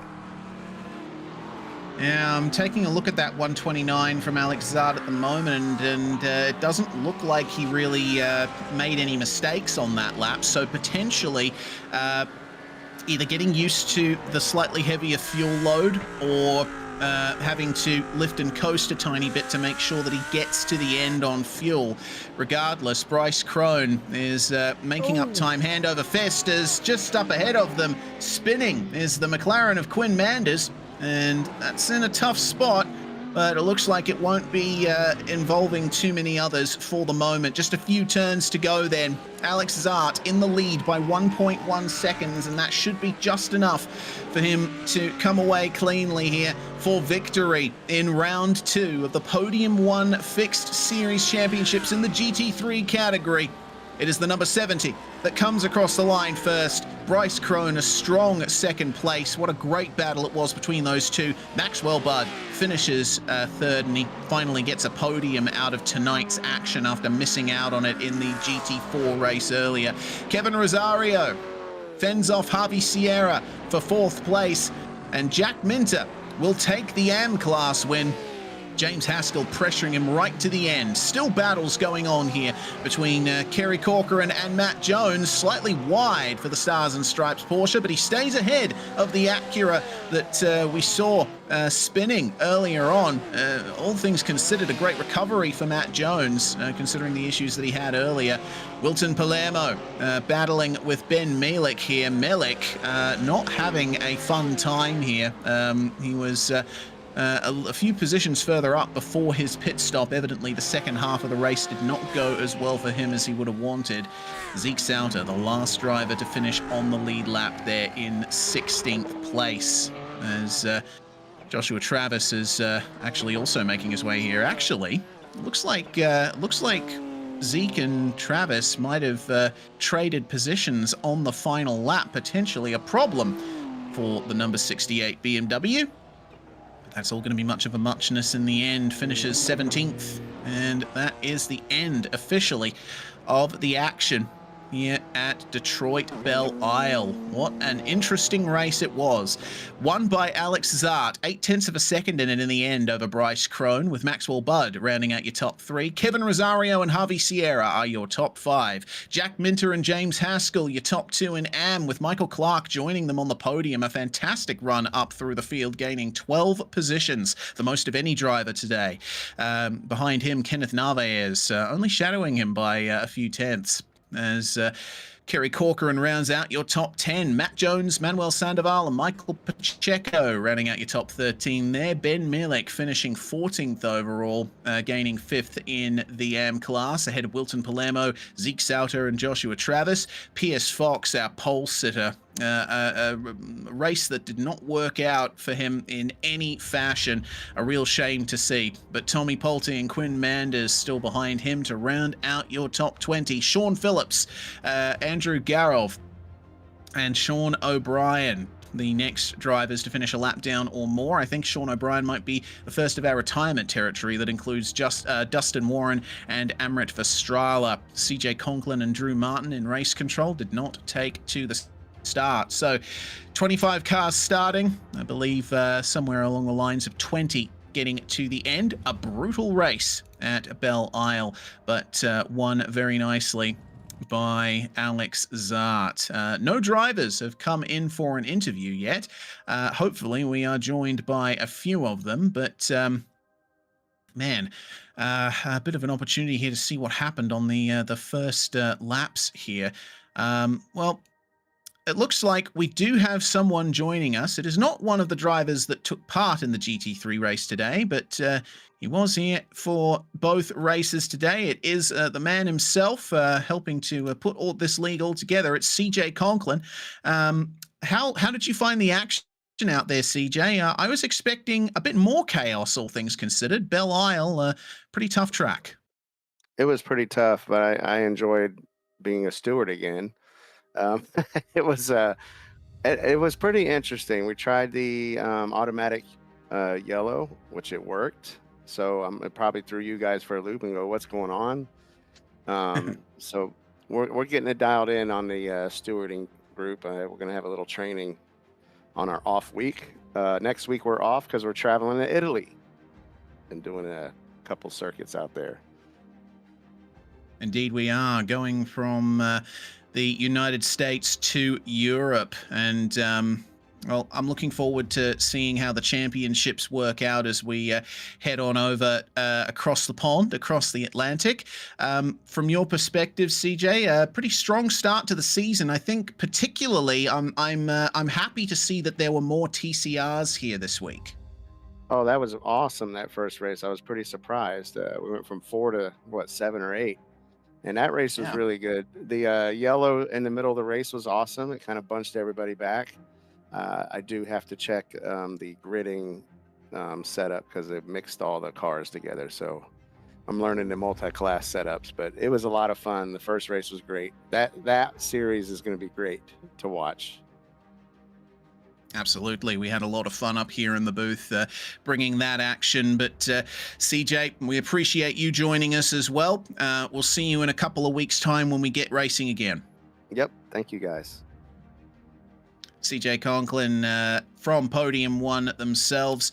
One of the guys behind putting this league together. We are joined by our top 2 in pro, and Alex Zart is the first to join us here in the number 70. Tell you what, Alex, it proved a bit difficult to get past our pole sitter earlier on. Pierce Fox, though, once he had his problem, it was you versus Bryce Crone for that whole race. Yeah, Bryce is breathing down my neck most of the time. He got me off the first start of the race, actually, and then we had that early caution, which was interesting. Threw a little mix into the race there, and then, the little incident in front of us with Pierce, unfortunate for Pierce on the end of that, but then snuck right through, and yeah, Bryce kept me honest the whole race, though, and then just underfueled a bit at the pit stop. I think we were 10 seconds from running an extra lap, and was a little worried about that, but was able to finish it out. Yeah, well, that explains the slight pace drop in the final laps there. I was curious about that. Thank you very much for answering the question before I asked it, Alex. Maximum points for you from this round, with our championship leader out of the first round, Josh Wilford, absent for this one. Gonna have to wait another 2 weeks before you go racing again, but evidently this Lamborghini has got pace.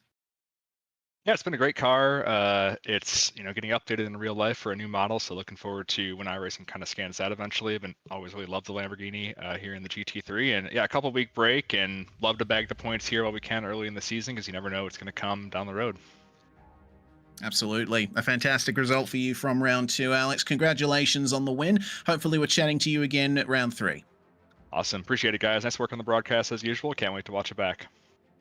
Thank you very much, Alex. That's Alex Zart there, our race winner. Started second place. Starting in third and finishing second, Bryce Crone from Real Racing. My goodness, Bryce, that was quite the fight that you had with Alex all the way through. Yeah, it was a tough battle. Not a lot of room for overtaking on this track. There was one move into I think it was turn 3 where I felt like I had a chance. But other than that, it was we both had a same amount of pace, and he just ended up beating me out of the pit stop. Yeah, he did underfuel it slightly, though, so you were catching up to him slightly in those last few laps. We noticed that you were very strong under the brakes in this particular race. It would appear that the Mercedes was handling the bumps and foibles of Belle Isle very nicely. Yeah, absolutely. The Lambo especially is really good in the off-camber turns, so he was able to punch the power a little bit sooner out of every corner. But I definitely thought I could have won that race. Well, we shall see if you end up visiting the top step of the podium in future rounds as we hop across the pond to Europe for round 3, but a 2-week break. Plenty of time to get some rest and reassert yourself to resume the battle with Alex and potentially others like Josh Wilford once we get racing again, Bryce. Congratulations on the podium, and we'll see you next time. Absolutely. Thank you, guys. Bryce Crone there, brilliant second place. And that looks like it's going to end things off for round 2 of the Podium 1 Fixed Series Championships, Rob. Very happy with how things went down here. I was expecting, to be completely honest, a bit of a crash fest coming into this round. But, I mean, while we did see some crashes, some incidents, it was nowhere near what I expected. Some great driving from everybody. Absolutely, and the incidents we did see, Reese, a lot of them were self-inflicted. Where, really off the top of my head, other than the incident with Pierce Fox at the start, or the restart of the GT3 race, I would say a vast majority of the rest of the incidents we saw were basically self-inflicted, either just driving a little too deep into the wall or getting a little too heavy into the throttle coming out of the corner and spinning around. So nice to see, as you mentioned, Detroit and any street circuit can be a real place to brew incidents, and nice to see we had a lot of clean driving here this evening. Drivers giving space to the competitors, and hats off to them. It should be an excellent season here going forward. Yeah, absolutely should. If you were watching with us all the way through here, we do appreciate you jumping in for this particular round, and we hope that you enjoyed the show. We certainly did. Once again, we'll point out that next week is an off week. We are not racing in this series. We're going to be returning on the 2nd of February when we go to Misano in Italy, and that's going to be quite an interesting one before we go to Imola for round 4, staying in Italy for a couple of rounds, the European leg of this championship, so to speak. It'll be interesting to see who comes off the best at those very tight and twisty Italian circuits like Misano.